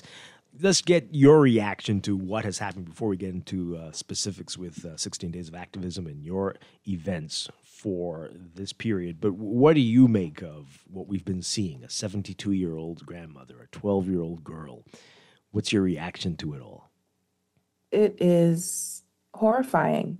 And we know that sexual violence is taking place at high rates and that many of the incidences are not reported, and not all of them have this outcome, but this is a part of the conversation that we've been trying to have at Equality Bahamas about gender-based violence and the way that it escalates, and having conversations also in the public, but also with government officials about femicide and the fact that we're attentive to the issue of gender-based violence escalating to femicide, which is the sex or gender-based killing of a woman, and being able to record those. So we need to be able to name these acts as femicide, count them, record them, and report on them so that we're able to actually analyze these situations and identify some of the risk factors and develop indicators so that in cases of gender-based violence, we can assess the risk for the survivor or for the victim, but we can also look at ways that we need to take action to prevent such acts of violence. And I think we've heard a little bit about the failure of some of the systems that are in place to prevent acts of violence. We heard that in the case of Adriel Moxie, that reports were made. The minister, of course, as you played on the news today, admitted that the Department of Social Services did not do everything that it could have done. And it's important to remember that when we talk about gender-based violence, we're not just talking about interpersonal violence. We are talking about structural violence, which includes failures of the state to put laws in place toward gender-based violence, but also to work toward changing gender stereotypes, eliminating gender stereotypes, and changing gender ideology, the way that we think about women and girls and the way that women and girls have to be, which is often quite opposite to the way that we think about men and boys and the ways that they have to be. And the way that we need to develop systems that are supportive of people, and in particular, that are centering people in situations of vulnerability, considering all of their needs. All of this is connected, and we've been having this conversation. We started it last week with our book club. We continued it last night with a conversation with Soraya Chamali, who is a Bahamian American who recently wrote the book, The Resilience Myth. So we've been having conversations about resilience and what that means and how we are putting pressure on individuals to solve their own problems. And it is connected to victim blaming. So we've also seen in the case of Adriel that people are constantly blaming the mother. The first question is, where was the mother? Why didn't she do this? Why didn't she do that? And even now, why is she taking these particular steps? And it is because we all have to solve our own problems and fundamentally don't believe that community is responsible, that the state has responsibility. So these are all conversations that we're bringing into the Global 16 Days campaign this year. Yeah. This is really on unwomen.org. Just unbelievable to hear this. Every 10 minutes, a woman is killed. 10 minutes. They were shocked. That was a shocking statistic. It's really wild. Yeah. But you hear it all the time. I know you listen to these shows, and you hear people say, "Well, men are getting killed at a high rate. Why aren't there programs like this? Days of activism for the men? What's the difference here?" And I know let's talk about that and why this is not the same as some of the conflict violence that we're seeing in this country. Sure. So there is violence everywhere that is affecting all kinds of different people of different identities, different backgrounds, different living situations, different environments. There is something very particular about gender-based violence and about violence against women. It is happening because women are women and because there are particular expectations of women and girls. So that ranges from the emotions that we are to the work that we are supposed to do. And I mean paid work as well as unpaid work, the responsibilities that are put on women to do very physical material tasks like cooking and cleaning and taking care of the family, but also the mental and emotional work of performing happiness and performing a softness and leaning very heavily into femininity. And we've created this divide between what is feminine and what is masculine and put women and girls over on the feminine side and men and boys over on the masculine side. And anytime any of these people do something that is outside of these narrow restrictions, there is backlash to it. And performing also within these narrow spaces has a lot of consequences. So if women and girls are constantly being soft and kind and never expressing anger and leaning more into sadness, it is read as a weakness. And being perceived as weak really reduces the opportunities that we have available to us in the workplace and otherwise. So sometimes we try to correct that and have an appearance of strength. And that might be perceived to be this woman trying to be like a man. Women, we have these ideas that women shouldn't be in leadership. But there are also the ideas that, well, if you're so strong, then do it yourself. And then we go back to this resilience. You should be able to do it yourself. And gender-based violence is all of this. It is putting these restrictions on us. It is all of these different forms of oppression that intersect.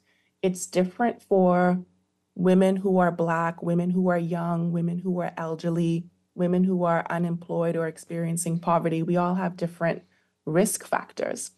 And we have to address it very specifically because it has a specific root. Mm-hmm. And I've just talked about some of about what women are and what men are and how the two should never cross over. There should never be any intersection. Yeah. And people become quite enraged when they see people performing outside of the scope of what they believe to be a particular gender identity.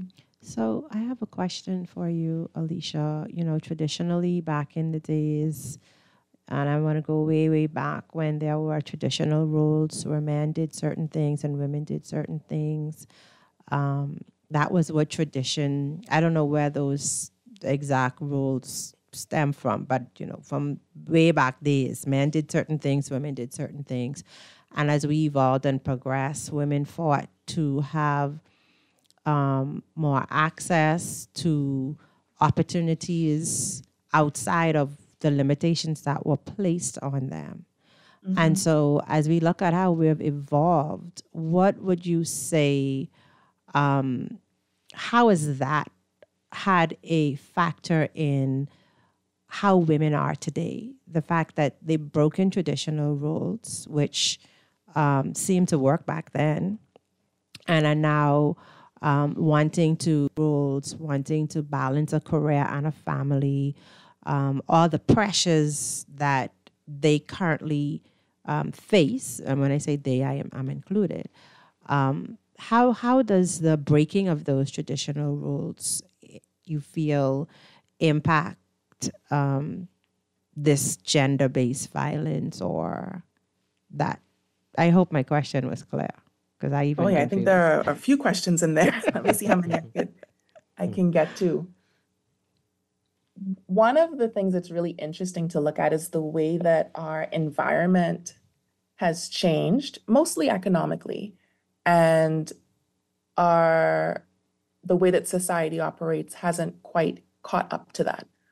So, as you said, there was a time when men went out and worked, and women were not working, and this is a situation for white people, right? We know that Black women were always working from the time of slavery. Working never stopped because of racism, and now women have had to go to work. It has been necessary to have these two incomes, especially if you are building a family, if you want to have children, if you want to acquire a certain status in life. We all saw the conversation about the study by Leslie Archer about being middle class in the Bahamas.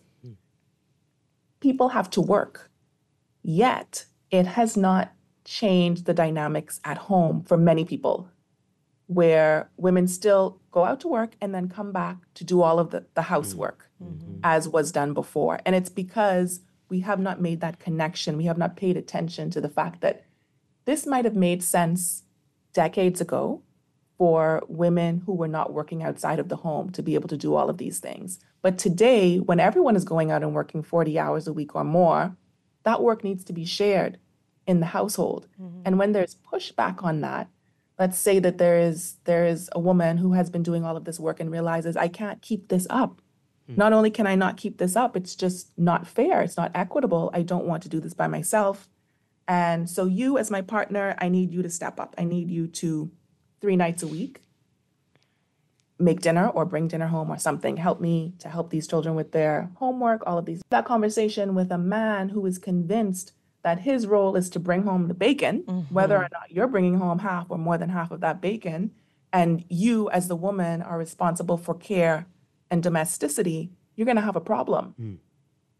And that could be a risk factor for gender-based violence. So there are all of these changes that are happening, and we are still not mentally adapting to these changes. And sometimes people ask about the focus on laws. Why are we focused on changing laws and changing policies? Well, because that actually helps to change people's mindsets. I think I talked about this before on another show with you, that we are looking right now at the Employment Act. We're looking at maternity leave. And that kind of might surprise people, that we're looking at kind of outside of the scope of gender-based violence, the way that people think about it generally. But it's important to look at that and consider the fact that there is no paternity leave. And what does that mean? That means that we now have the expectation that women take on all of the childcare work because women are the ones who get the time off and the men have to go back to work. So what would happen if our laws were different and allowed for both parents to have time off so that both parents are bonding with the child, which is extremely beneficial, and are able to share in the care of a brand new human being? What would that mean 10 years down the line, 12 years down the line, when there is childcare to do, there is homework to help with, and when children are starting to get a little bit more difficult to deal with because they're trying to have independence, they're trying to push the boundaries, both parents being involved in that process of raising children and responding to the challenges of the day. All right. Wow. So let me ask you this. How long has 16 Days of Activism been going on now? The Global 16 Days campaign started in 1991. It has activist origins. It was started at a leadership institute at the Center for Women's Global Leadership in the US. And the women were going through this institute and they thought about what they could do to affect change. They knew that there was not enough conversation about gender-based violence. And around the 80s, 90s is when we first started getting this language of violence against women. And later on started to get the language of gender-based violence. And they wanted to have a way to every year be able to put a focus on this very specific issue. It has grown since then. UN Women has has kind of picked it up and copycatted a little bit in what they call their version, 16 Days of Activism Against Gender-Based Violence.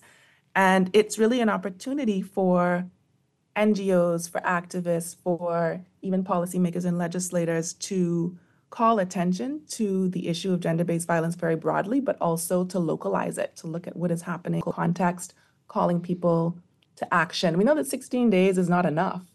We need to be doing this work 365 days a year, but it's great to have this couple of weeks right here to really hyper-focus on this issue, to plan events, to bring people out, and hopefully get people to join in the activism to end gender-based violence. Yeah. But do you feel there's been progress? Because, I mean, if we're saying that in 2023, it's still every 10 minutes, is there progress? Are people getting it, or are we just spinning in the ground? It's definitely not linear. It's not linear. We have progressed in certain ways. Like I said, we have language for certain things where you think about 40 years ago, there was no language for violence against women. There was no language for gender-based violence. There was no language for even femicide. And we are looking at femicide. You probably remember we started talking about it around 2020 or 2021, this very specific killing of women and girls. And when we have the language for something, it gives us the ability to collect information, to be able to collect data and to analyze that data. Yeah. So we could look at Latin America, countries like Mexico, for example, where femicide or feminicide, which they call it,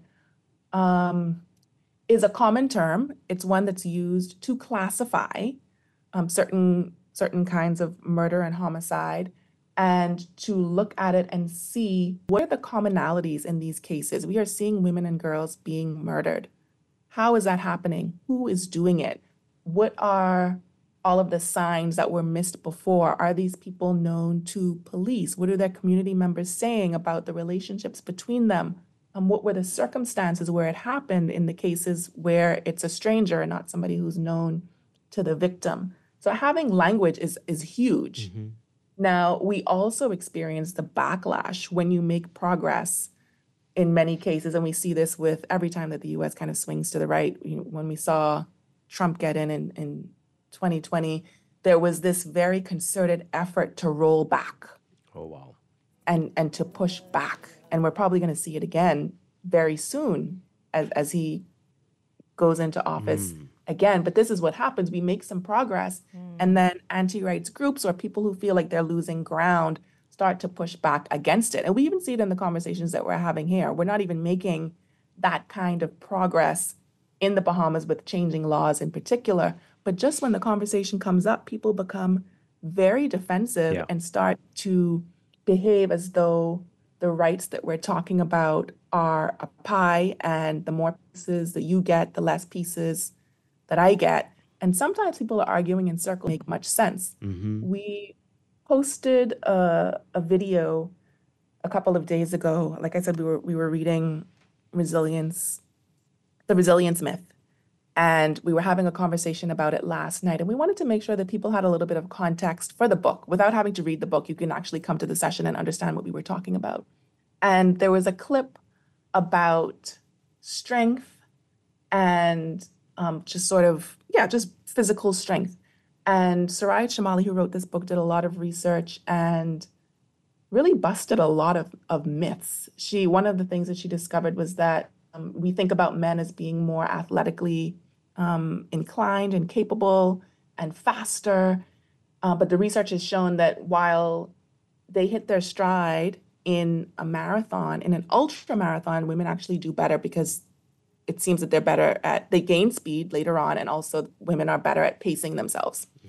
So we were reading this clip, not about that in particular, but about the fallacies about strength and about resilience and what men and women do differently, and thinking about the ways that women are actually allowed more knowledge and talk about needs and to ask for help for those needs. And because we have community, we tend to be a bit more resilient on our own or within our communities, while men are not necessarily going to ask for help, but somehow they have the support of women anyway to build up and to bolster their resilience. No. Wow. And there's a series of responses to it from men who are saying, well, are you for women's equality or are you for equality? What's going on here? And what about the men and these kinds of things? And we're actually talking about both to the benefit of both. But for some reason, because you see the word equality, you just become very upset because you know that women do not have equality with men and you're worried about losing ground.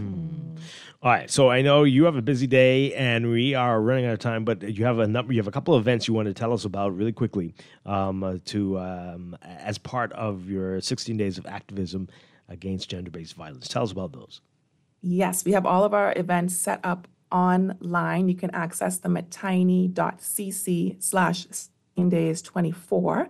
The next event is this evening. It's called Through Rage to Activism. It happens at 6 o'clock. And we will be speaking with Jessica Russell, who is a therapist based in Grand Bahama, and Patrice Daniel, who's a psychotherapist and activist in Barbados. I know people were talking earlier about the importance of talking with people who have expertise in psychology. So this would be a great idea to come to this event and to talk about mental health, to talk about the importance of rage and how we can turn that into something active. Will demons come up? That's just I'm not sure that it's going to come up. It depends if the demon-obsessed show up to the event. Oh, boy. Okay. We'll see. Thursday, we'll be at the National Art Gallery of the Bahamas with life coach Erica Robinson, who's going to talk about rage as a catalyst. So being able to turn everything that we're feeling now after we hear these horrific news stories into action. How do we make something good come out of it? And I know we don't have a lot of time. There are lots more events. They're all at tiny.cc/16days24, and they're very focused on rage and resilience. And next weekend, we have a number of fun events where we'll be engaging in the arts and printmaking and things like that. Okay. And I'm sure you're encouraged. In addition to Equality Bahamas, there are lots of other groups have taken up the 16 days mantle and are I'm sure that could only mean good things. Yeah. Yes, lots of awareness being raised, lots of opportunities for us to engage, have really important conversations, but also to make commitments to what we are going to do going forward. And when we exit this 16-day period on December 10th, which is Human Rights Day, what next? What are we taking into next year? All right. Alicia Wallace with Equality Bahamas, always great talking with you. Thank you so much. Keep up the great work that you're doing. Thank you very much. Enjoy the rest of your day. All right. We're going to take a break and get to news, and then we'll get to Morning Blend Business right here on Guardian Radio. That's where we are, yes, on Guardian Radio 96.9. Stay with us.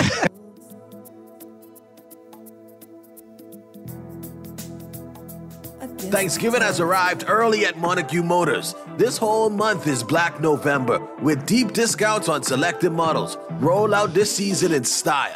Montague Motors, trusted quality service for over 20 years. Zero down, everyone.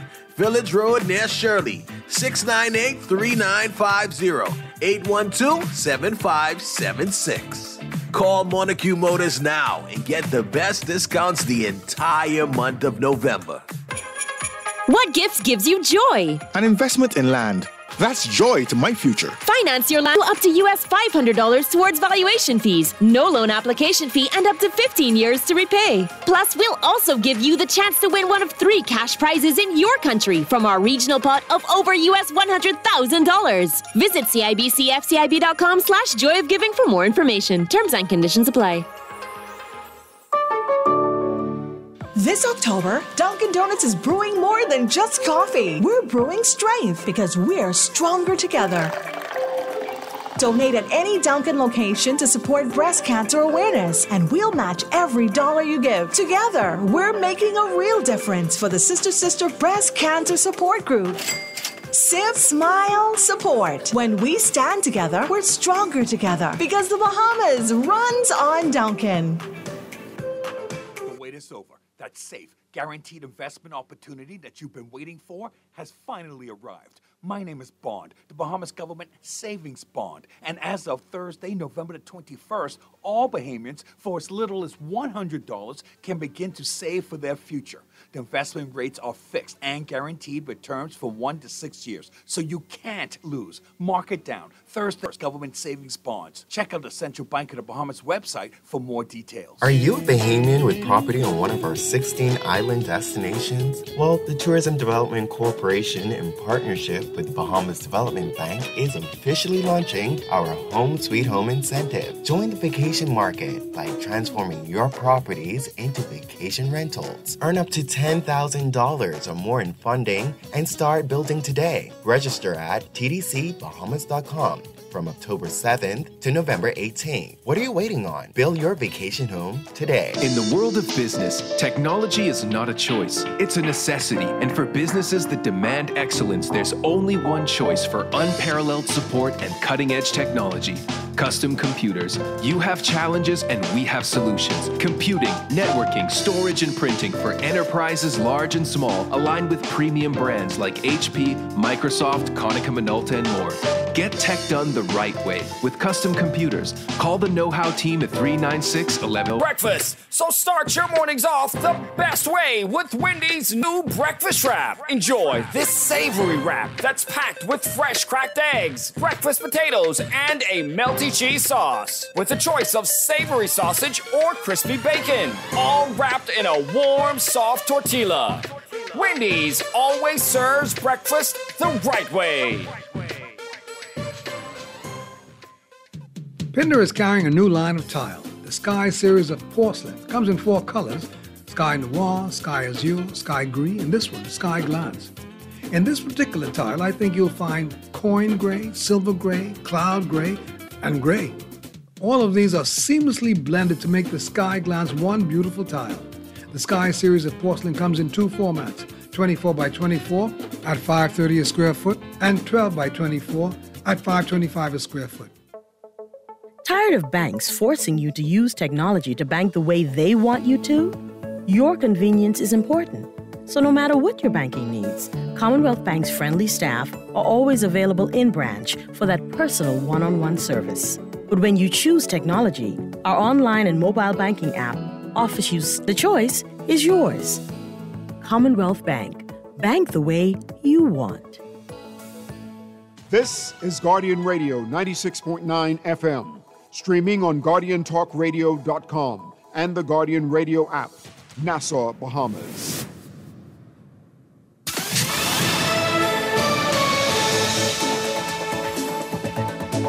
This is the Guardian News Network update on the hour. Hello, everyone. I'm Charlene Ferguson. Social Services Minister LaRoda concedes that department could have done more to help 12-year-old murder victim Adriel Moxie while she was alive.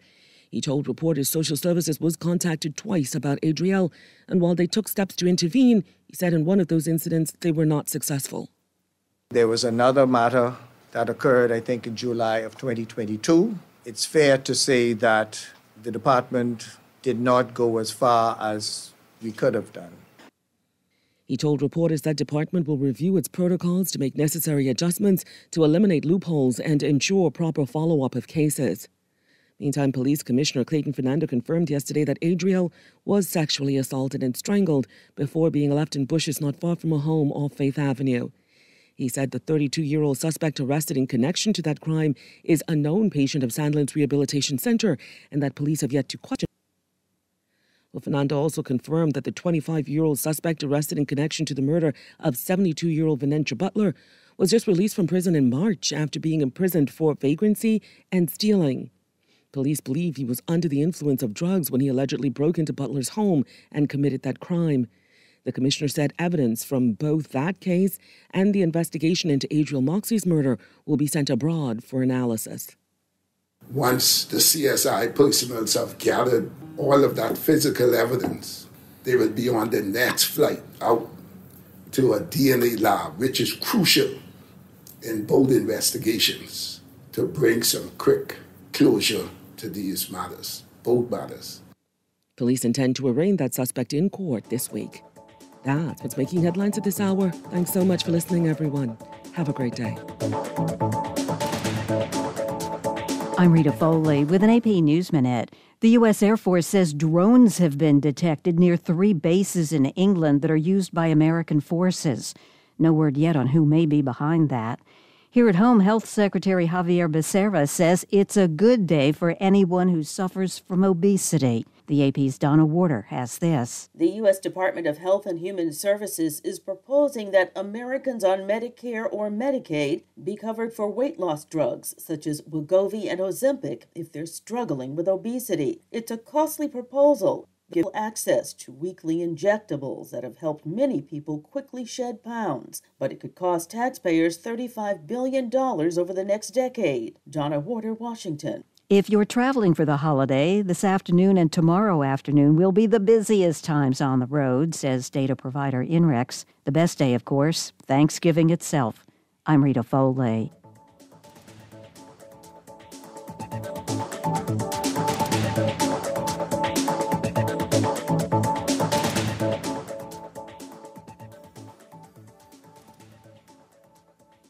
This is Guardian Radio 96.9 FM, streaming on GuardianTalkRadio.com and the Guardian Radio app, Nassau, Bahamas.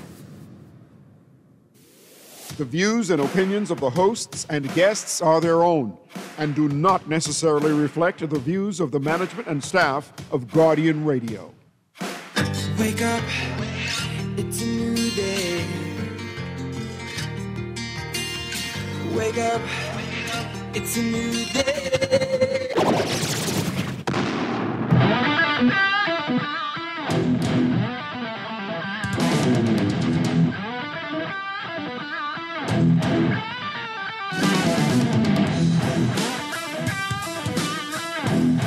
Good morning and welcome to Morning Blend Business on this Tuesday, November 26th, 2024. Welcome back to our Morning Blend. Drawn along with Duquesa Dean, and it is time for a monthly series with Maison Bahamas.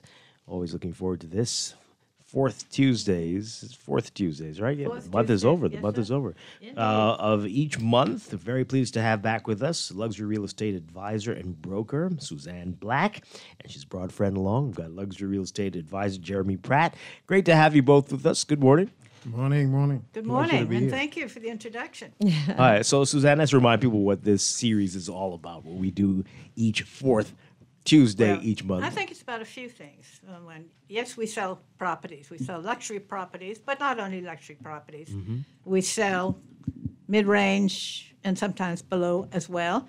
Our job is to look after our clients, and we endeavor to provide what they need. But if I may say, the other thing we do, as well as other real estate agents, and people don't talk about this much, is we help promote the Bahamas. Of course, Thanksgiving is a wonderful time to remind ourselves how very blessed we are. And we run around saying Happy Thanksgiving, as you've noticed. And I might as well make it a holiday. We need turkey, but I cannot tell a lie, you know. But also, I think it's a good time to remind ourselves, reappreciate the lifestyle we have, the beautiful seas, the beaches. But not just to that, we have a democratic way of living, and we're not in the midst of all of the turmoil going on in the world. That's a blessing. I took the liberty of bringing a quote from the Honorable Prime Minister, who spoke to the narrative of the Bahamas as a world-class destination for luxury and high-end experiences. And he went on to say, this is a crucial element of our strategy to maintain and grow our position as a leader in the tourism industry. And I would like to think, and Jeremy, you'd agree, that we help that. We as real estate agents, because we publicize all over the world. I mean, consider Maison, which, as you probably recall, was founded by Ryan Knowles, who is the CEO, head of the firm. And we are what? Let's see, considered a 100, and I'm quoting others, 100-year-old global media powerhouse. I thought you'd like the media word. 27 countries, 17,000 luxury real estate agents worldwide, 90 billion luxury property sold in 2023, as I mentioned last year, and that number's bound to go up, I think. And we want to give luxury attention service as part of Forbes Global. That's Forbes Global, and we are part of. Yeah. And there's a huge conference to attend that. No, but we have representatives going in, where is it, Hawaii? Hawaii, yes. In Hawaii. Talk about going from beach to beach. I just made that up. I hope that floats. You should take your friends from Guardian Radio Yes, along with you you. should. You Hey, should. if I were going, I would take them. Okay, appreciate it. Live from the Yeah, shores yes, of why Hawaii. not? Live from Hawaii. All right. All right, so it's very exciting, and we've been hearing, we hear you tell it to us. We've heard the head of BRIA say that this is quite a time to be in the real estate business. College reading. Yeah, it's a boom time. Let's talk more about that. It's great for some, but others are saying we can't afford to get in. What is the reality here? Well, Are there options for people who aren't wealthy? All right, let's start from the financial side and get that out of the way. Mm-hmm. We all know banks can be challenging. We need them. We love them. They can be challenging. I'll leave it there. Right. Mm-hmm. But the moral of the story, which someone told me when I was very, very young in business, is get to know your banker. It helps, right? Get to know your banker. And we help promote the Bahamas. And yes, inventory is low and demand is very high. That's what Carlos Reading's referring to. Right. That's why you need a Maison Bahamas agent to assist you. Wouldn't you agree, Jeremy? All right, so what's out there? I know you have some featured property you're going to get to. We're going to get to those in a bit. Yeah. But if people are looking, what do you recommend to them? And again, they're not maybe the wealthy ones, Right. but what should they be thinking about after they've got the right banker? What tips would you give them? Well, to me, you always find an individual in real estate. There's something called the listed price, the real price, and the sale price. Okay. I'm going to write that down, Jeremy. This sounds Because you complicated. have no. People have an expectation of their property when they put it for sale, or when they're going to look for a property. The first request you get, I want something out west. Right. Nassau is regional, so you have to, in every area, your price point changes. So first you have to bring that person into the reality of where they are, what they could afford, what they need to work towards. West, you could say west, but Southwest is again different from Northwest. Very true. And every region has a range. That may be what you Well said. want. That may be what you want, but we have to bring you to the reality. All right, this is where you at. Sometimes that's the hard part. And knowing where to start, knowing where you could reach, knowing what's possible, and you work from there. And what are some of the realities of that? Because somebody may come and say, I want to go west. So what would be like the wake-up call for what you truly can afford if you can be west? Or The first thing we have you do is go and get an approval from the bank. Okay. That's the very first thing. So that kind of sets the game as it is. How That many of those sets the people standard. never come back after they do that? No, they come back. Yeah. Most come back. Now, some Yeah. you usually get a call or something back, but our job too is not to give up. Right. To be Yeah. there and to encourage people. Well, here's some things you can think about, Right. and maybe educate them to other areas that may be Right. closer to what the bank thinks that they would be happy living in. Right. Okay. Yeah. Would you say that's fair, Jeremy? Yeah. Very fair. Yeah. And they see when we call ourselves advisors, it's not about a lot of times. It's not about collecting a commission. It's a lot of times it's just giving you the information you need, Quite right. so you've been educated buyer or a seller. Okay. Because you have the same thing with sellers.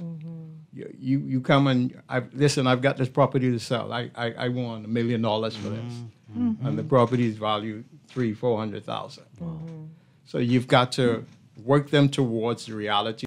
There are certain islands throughout the Bahamas. We don't only work Nassau.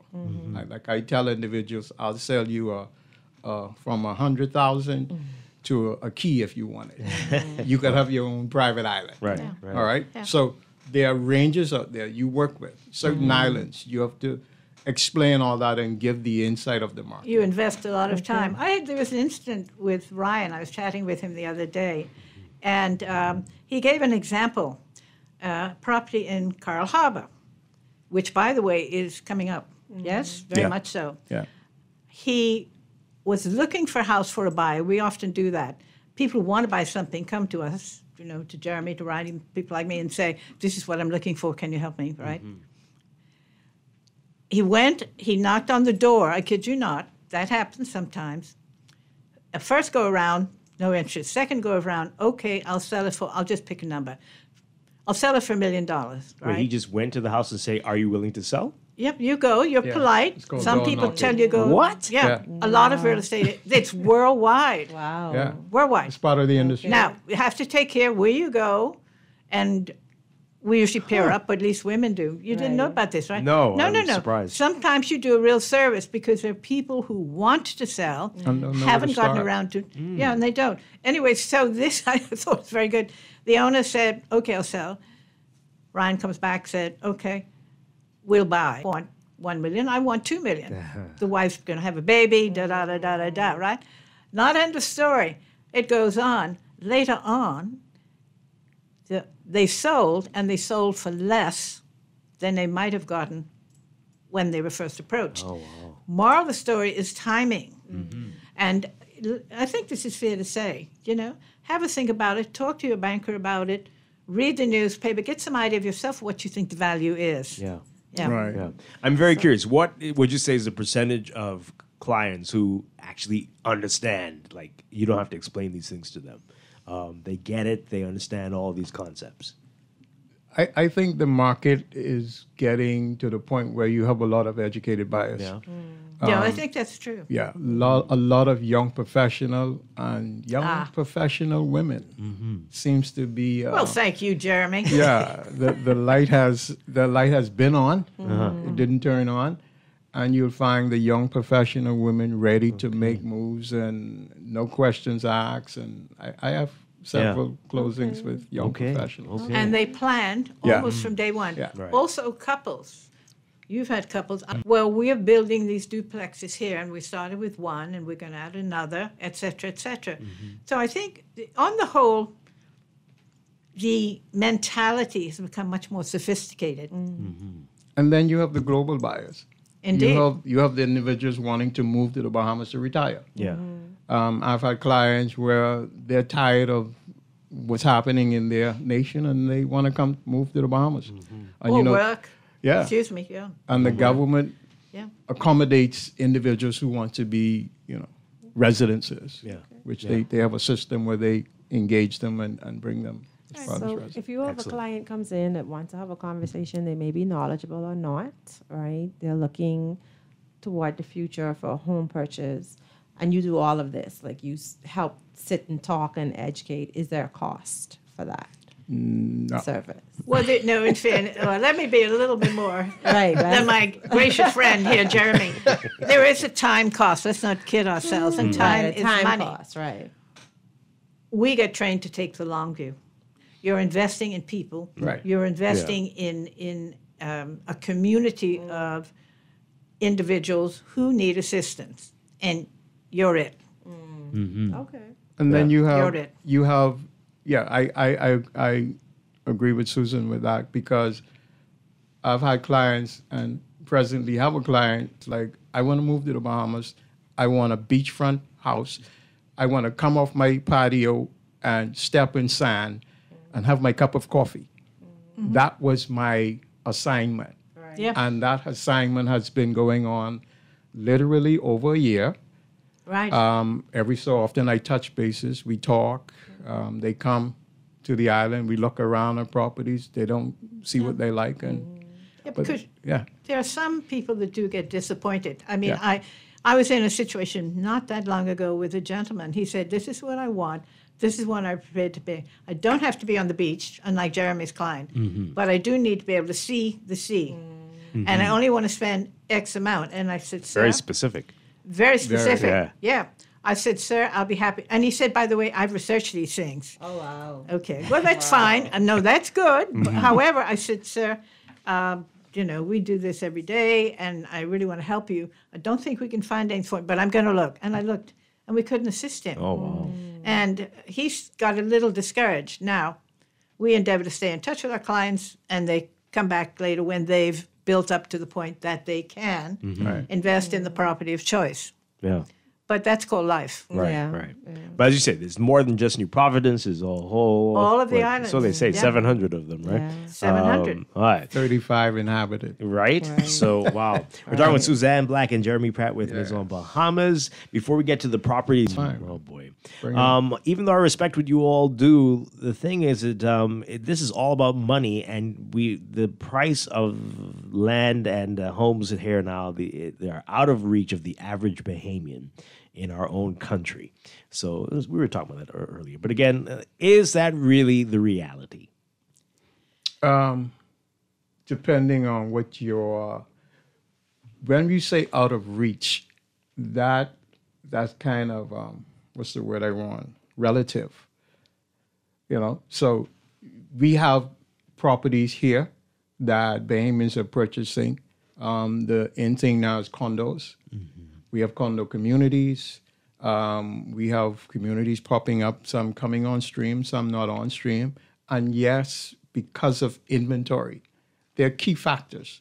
Supply and demand, yeah, real story. They're key factors because of the stability of Nassau, of the Bahamas, sorry, not even Nassau. Because the nation, there is no place like the Bahamas, literally. You could travel places, and where do you find pink sand?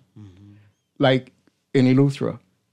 Like Eleuthera is on fire right now when it comes to it has been forever, Yeah. Really. I mean, Exuma's been forever, but Eleuthera is catching, like, there's a blaze about to blow. Wow. But the security, they want the seclusion. They want to be able to go in the middle of the bushes and put their solar system on, and you'll find that those $1 million properties, but they'll have that rocky road because they want to be where, we have what they want. We have the beachfront.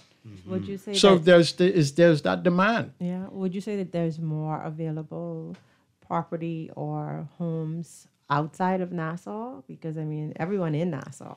Would you say that there's a better inventory outside of Nassau? It's challenging to say better or not better because this is a very fluid market. Yeah. Okay. There are properties coming on, properties going off all the time. Would you agree? There's always movement. So that's challenging. But the out of reach question, availability, a lot of it sometimes is the patience to wait and look and stay in touch with your agent. And when the opportunity comes, be ready to move. Right. Yeah. And they're fixer-uppers. I was going to ask about that because it's a whole lot of abandoned houses on this island. That's right. What do you say to people about that? Is that something to consider? You've got to be engaged. Yes, that is something to consider. Sometimes, depending on the condition of the property, and just build a new one. Might as well knock it down. Because some people do. And then construction cost has gone up. That's true. Quite a bit. Material is expensive. So there are a lot of factors. You can't just throw a broad statement out and say it's out of reach. Or you look at somebody selling at a price and say, that's too high.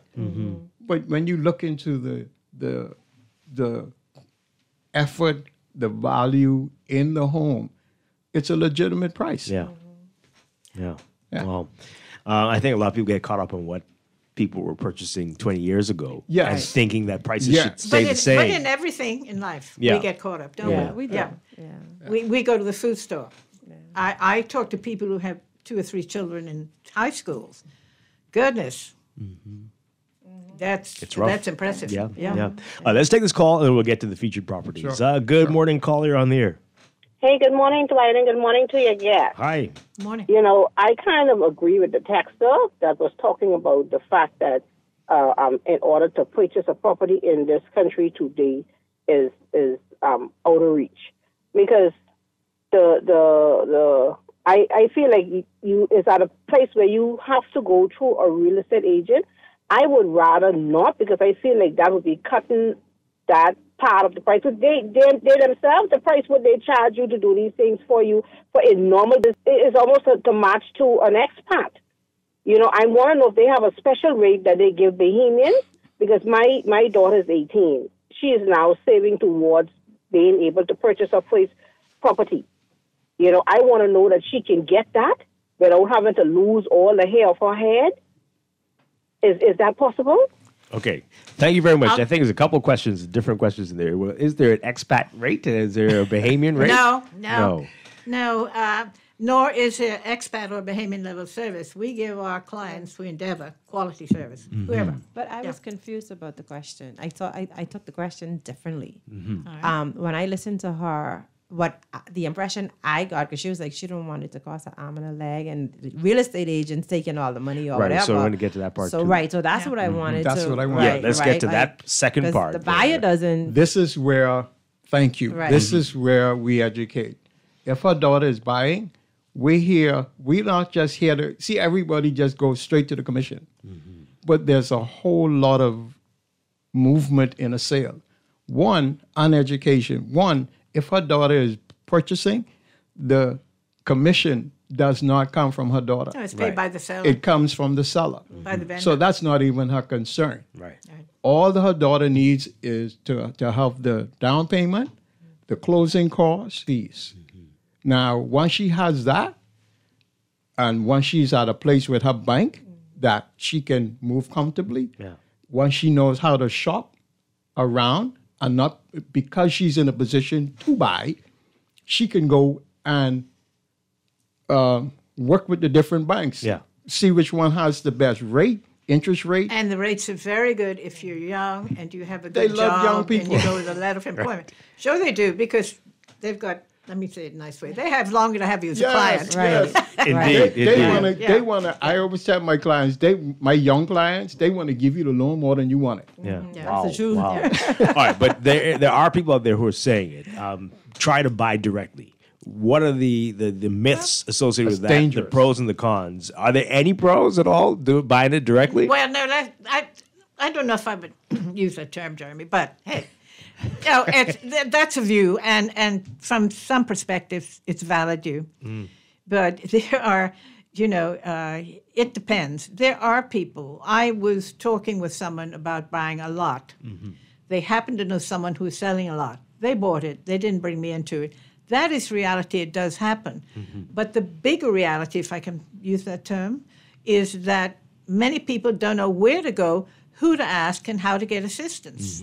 That's why they use real estate agents. And if you're buying, again, you don't pay the commission. Now, you pay, et cetera, but if you're a first-time buyer, the government makes certain VAT advantages for you. Correct. So, and how do you find out all that? You talk to your agent. Now, if the agent doesn't know, they go find out for you. I don't expect to be the answer for everything, for all the answers, but I'm happy to search. Why? Because then I learn. Right? So We're in a buyer learning curve. beware if you're going to do something like that. Well, I would buy it, take care. Take care. Yeah, it's not Halloween, man. I don't want it. Right before we move forward, though, because we address the buyer side of it, and someone may be saying, hey, I have this property. What are the benefits? Like, if you're going to take my commission, because that's some of my sale money, right? Yeah. What's the offset? Like, what's the benefit of that? So maybe we could speak to why a seller should have an agent. Let's move to rentals for a moment, because it's a big market. All right. Real example. I have had a client who, for 6 or 8 weeks, endeavored to sell it themselves, right? Now, what is happening there? That property she had renting, she had not well priced. It was too high, too high. It didn't move. Then they come to you, the agent. Then you help them. Now, you've got a couple of things going on there. One, same thing Jeremy spoke to, the value. The rental was too high. The other, it's stale on the market now. That happens. People say, I've looked at that before, and they don't really pay attention. The thing is, you want it fresh, if you can. And the agent's supposed to help you price it and give you a realistic price. Jeremy spoke to that. And then to market it for you. Put it on the website. I've made calls for this person. If I thought somebody might be interested, call them up and say, how about this? Yeah. So you miss out on that special service attention. And you can do your work and not have to be thinking about it all day. You don't have to think about it. Don't have to you be don't going have to to think meet about people it. to show the house and all that stuff. Exactly. You sound like you need to come in. Hey, I saw her first. That's what it's all about. Yeah. We take that stress off of you. Yeah. Exactly. See, it's not just about, they could take my money. No, we bringing you value. When it comes to Mason and Forbes Global, we give you we always say we're a company with a local touch but a global reach. We give you have a property, we could put it on Forbes Global website, and we take it around the world. We do indeed. So that's the benefit. 27 countries, not too tacky. Yes. And we have And more. individuals in touch. We're in touch with, waiting on items to come on the market. You call us, we call them, we get your Exactly. property sold. Okay. All right. So we've got a couple of wonderful properties that we're highlighting this week. You want to begin with the residential one? Yes, Jeremy? yes. We have two residential. Serenity. You know, Serenity is the gated community, far west. When it comes to some of the best schools on the island, King's College, Life Key School. In fact, Serenity is like a 3 minutes walk, but I know if you live in Serenity, you're not going to let your kids walk.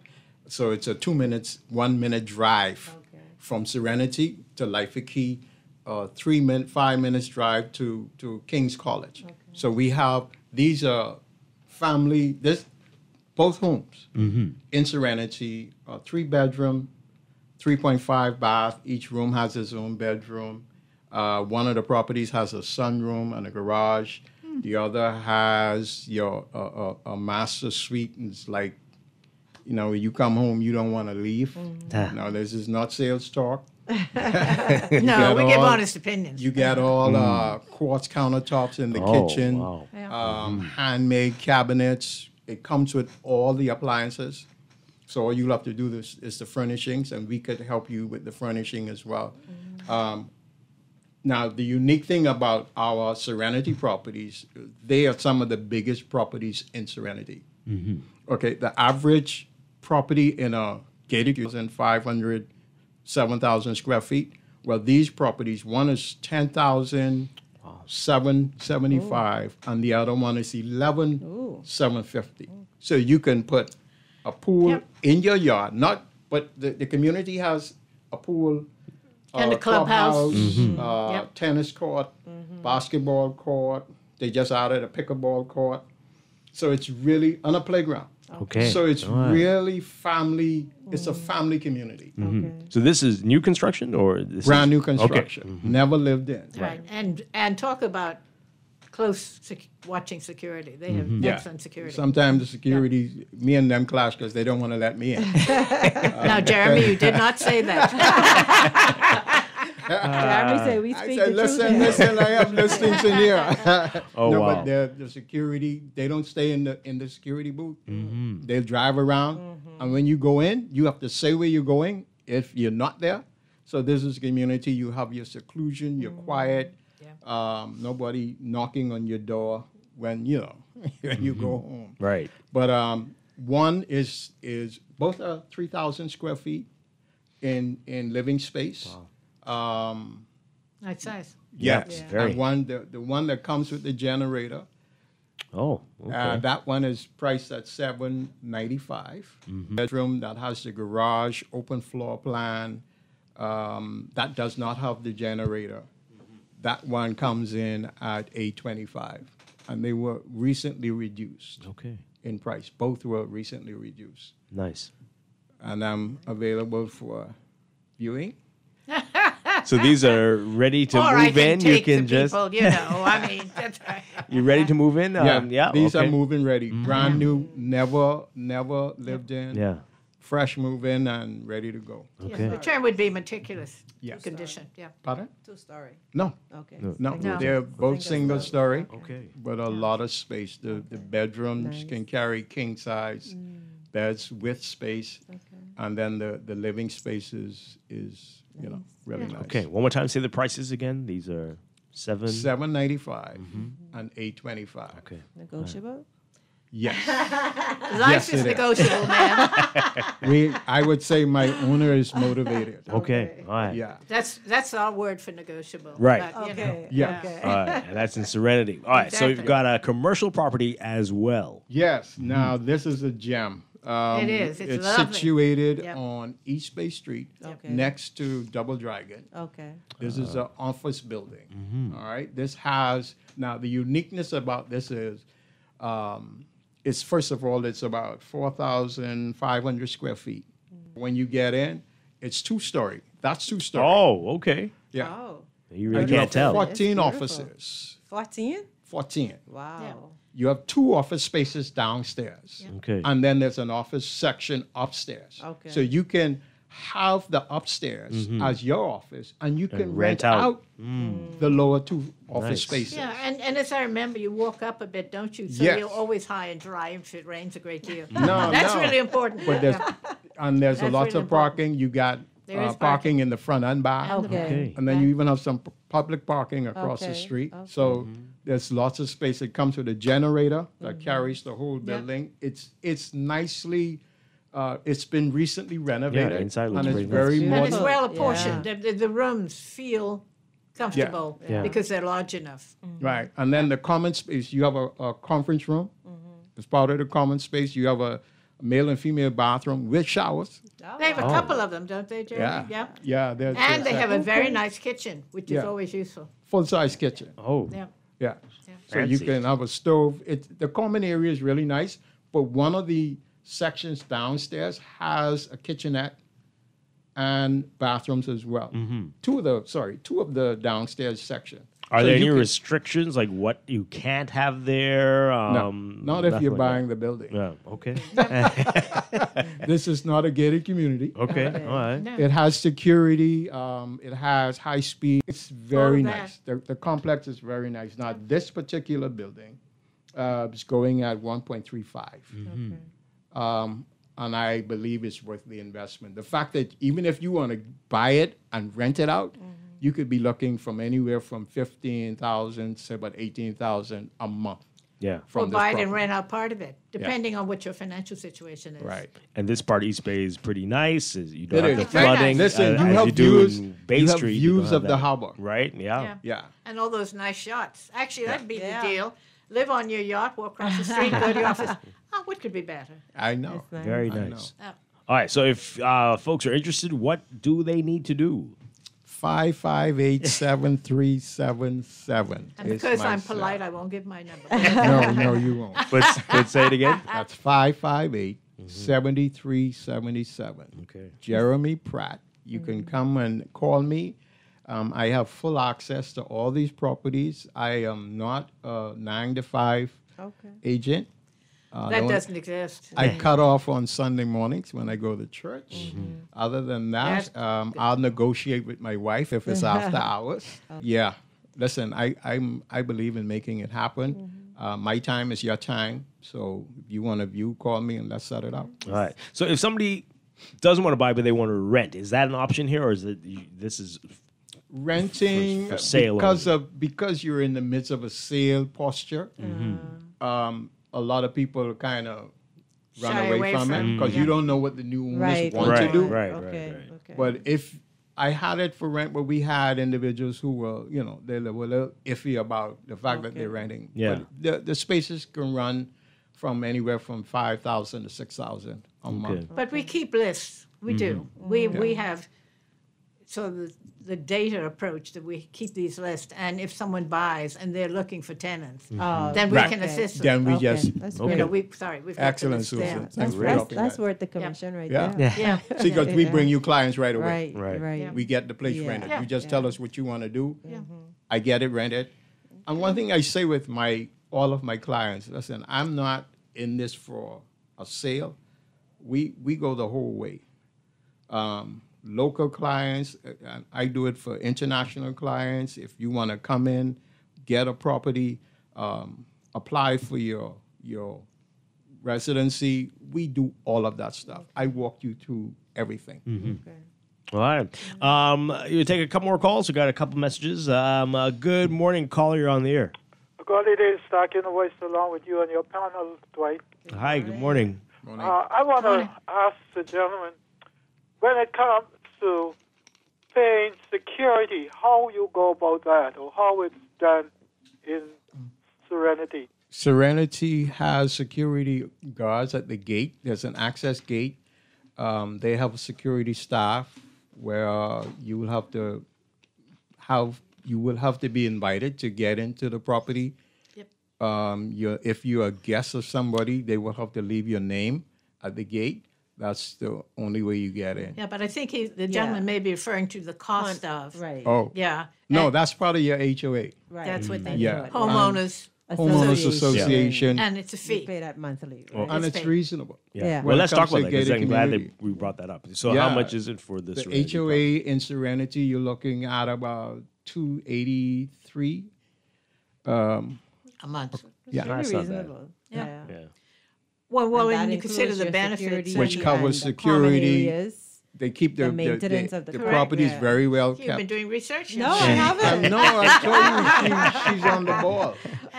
She's on the ball. Future real estate agent. Oh, Yeah. boy. You need to take my. That's All right. Looking for good apprentices. And we got about a minute left. This texter, this person, is there a limit to the amount of real estate that you all can sell to foreigners, or does it just keep selling until all's gone? Oh my! Sell it, do buy it. Would you like me to address that? Yeah. That's something to address to the government. We follow what the government mandates. And there's a policy you have to invest X amount to be considered to buy, to become a resident, et cetera, et cetera. Right. So anyone, be we Bahamian or be we visitors and want to buy, we just need to look it up. The information's very readily available. Yeah. All right, so let people know again how they can get into contact with Maison Bahamas, and give folks the website so they can look for residential and commercial properties. Right. Well, if you do MaisonBahamas.com, there we are. And all of the agents one can find through that, or call the office. The numbers are listed on our website. My number is, dare I say, 357-5889. Sorry, Jeremy, it was my turn. My turn, yes. And if I may just leave a closing comment, it is Thanksgiving, and I think we realize in real estate, because we have such a close interaction with clients as a rule, that it's Occupy One World, and we really need to do our best to be our best selves and to present our best to the world for our country, for the Bahamas. And at Maison Bahamas, part of the One World Forbes Global Properties, our best includes giving luxury attention and service to our clients. I'm not talking price. I'm talking about how we approach the client, how we want to look after them and help them achieve what they want. And if I may add, that during Thanksgiving and year-round, we should strive to be thankful together as a people, as a country, and to be kind to one another, to honor our one world, and most importantly, our Creator. And we've appreciated being here, so would you say? Yes. Thank you so much. Appreciate you. Very Madam. Black, Appreciate always it. a pleasure each month, Very kind. brightening our Thank day you. here. And Jeremy Pratt, nice meeting you. Pleasure. Hopefully we'll have Pleasure. you on again soon. Feel free. You have my number. Call me. And we'll see you again next month, Suzanne. Yes, sir. That'll be right before Christmas, that one. Well, it'll be, you said the 10th, but if you want to change the date, Yeah, just we'll let me work know. it out. Yes, But sir. we look forward to Yes, seeing sir. you. Thank you. Thank you again. Thank Thank so you. much. Thanks for Thank listening. you. We're going to take a break and be back to wrap things up. This is Morning Blend Business on Guardian Radio 96.9.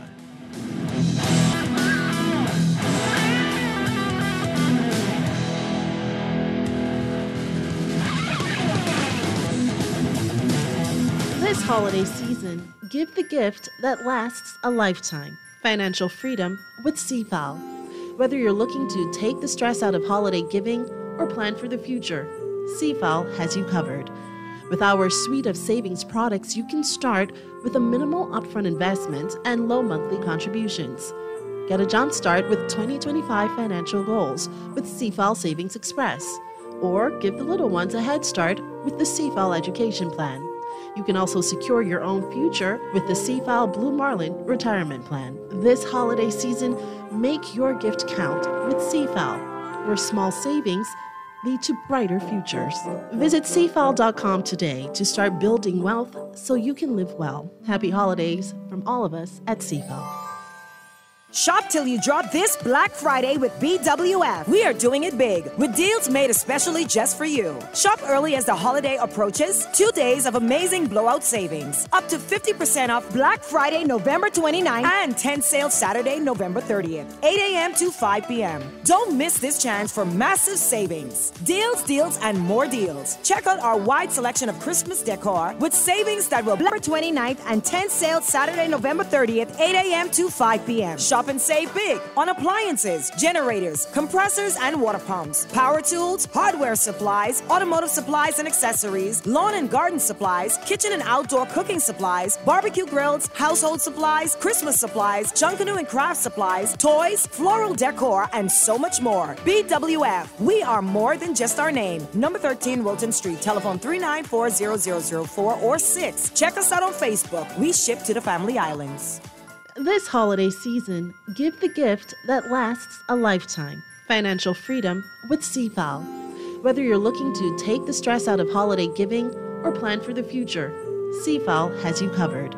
With our suite of savings products, you can start with a minimal upfront investment and low monthly contributions. Get a jump start with 2025 financial goals with CFAL Savings Express. Or give the little ones a head start with the CFAL Education Plan. You can also secure your own future with the CFAL Blue Marlin Retirement Plan. This holiday season, make your gift count with CFAL, where small savings lead to brighter futures. Visit CFAL.com today to start building wealth. Happy holidays from all of us at CFAL. Are you dreaming of an EV? Now is the time. Easy Car Sales is offering unbelievable deals on 2024 models with end-of-year discounts. Plus, quick and simple in-house financing makes it easy for everyone to go electric. Take a test drive and experience the thrill today at EV City on Abundant Life or Gladstone Road.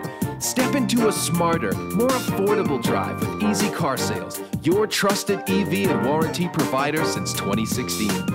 Looking for unique and exciting Bahamian experiences? Street Smart has you covered. Whether it's snorkeling, cultural tours, or hidden dining gems. And for local business owners, this is your chance to get in front of millions of visitors by joining the Street Smart platform. Showcase your products and services. Street Smart is your connection to unforgettable experiences. Visit StreetSmart242.com today. Sign up and let's show the world the best of the Bahamas. Street Smart, connecting you to unforgettable experiences. Download now. Transform your home for less at Kelly's House and Homes Holiday Paint Sale, Friday, November 1st through Tuesday, December 24th. Enjoy 25% off house and spray paints plus 20% off paint supplies, excluding net items. Our wide selection, perfect way to bring holiday cheer to your home. You'll also find the best selection of brushes, rollers, and pans, glue, bladders, paint thinner, and more. So catch the holiday spirit and paint up for Christmas at Kelly's House and Homes Holiday Paint Sale.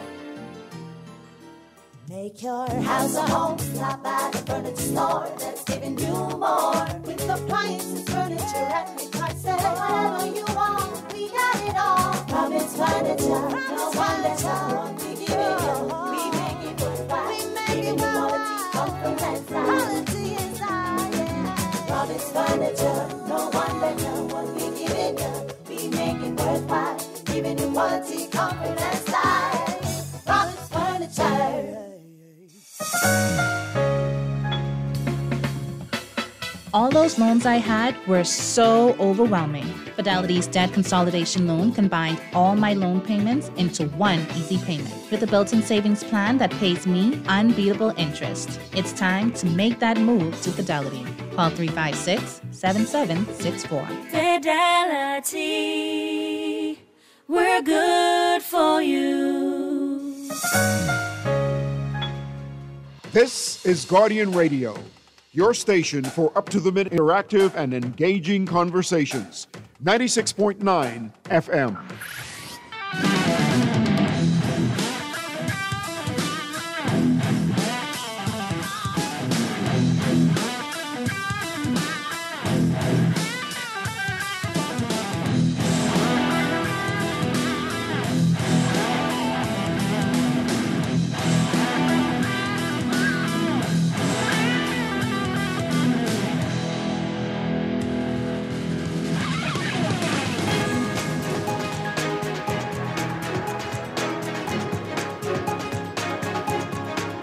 It is time for your morning business report brought to you by CFAL. Environmentalist Joseph Darville of Save the Bays and Waterkeepers Bahamas telling Guardian Business that he needs more specifics on the government's recently announced $300 million bond buyback for marine conservation.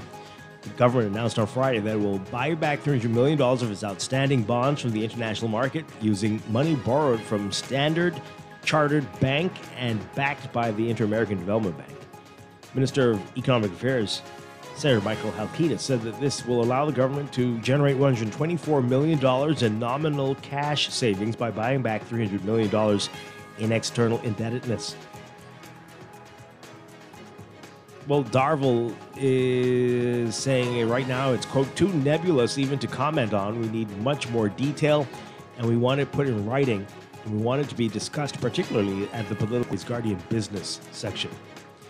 Carnival Corporation's completed the first phase of its Plant a Tree initiative on Grand Bahama. It saw the sourcing of 5,000 locally grown saplings that will beautify its new flagship cruise port destination, Celebration Key. Carnival, in a release to the media, saying that the young palm trees currently in the process of being planted were all grown in Grand Bahama from seeds as part of Carnival Corporation's efforts to beautify the property using indigenous flora.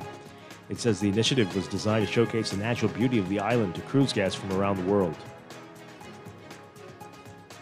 South Andros and Member of Parliament Leon Lundy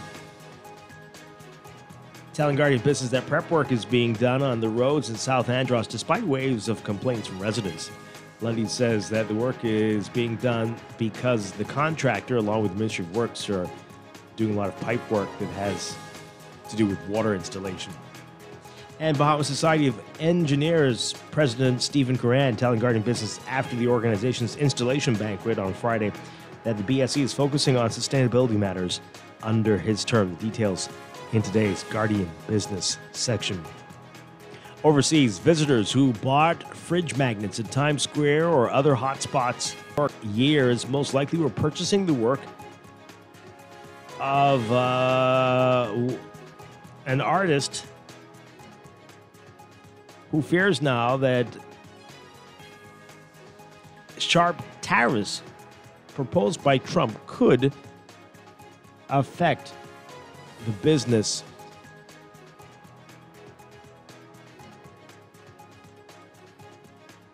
and more concerns are being raised about what the tariffs could mean on consumers worldwide. Walmart, the world's largest retailer, is rolling back its diversity, equity, and inclusion policies, joining a growing list of major corporations that have done the same after coming under attack by conservative activists in the United States. The changes, confirmed by Walmart on Monday, are sweeping and include everything from not renewing a 5-year commitment for an equity racial center set up in 2020 after the police killing of George Floyd, to pulling out of a prominent gay rights index. And when it comes to race or gender, Walmart won't be giving priority treatment to suppliers. Walmart's move underscoring the increasing pressure faced by corporate America as it continues to navigate the fallout from the U.S. Supreme Court's ruling in June 2023, ending affirmative action in college admissions. In your Market Watch, recapping trading on the BISX from Monday, your market movers, Bank of shares closing at $4.51, up 11 cents. Bahamas Waste moving 5,975, up 32 cents to 10.94. Cable Bahamas moving 1,340, closing at 3.32, up 22 cents. Commonwealth Brewery moving 4,250, closing at 10.56, down 23 cents. Kalina Holdings moving 9,819, up 2 cents to 11.32. Consolidated Water down 4 cents, closing at 5.37. Emira Incorporated up 10 cents to 9.18. The BISX All-Share Index closing at 2,924.91, up 0.49. That's your Market Watch, and that is your Morning Business Report, brought to you by CFAL, growing wealth for future generations.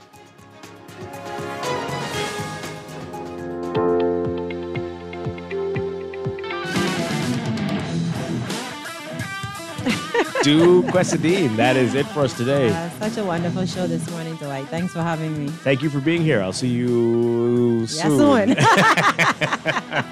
Oh, boy.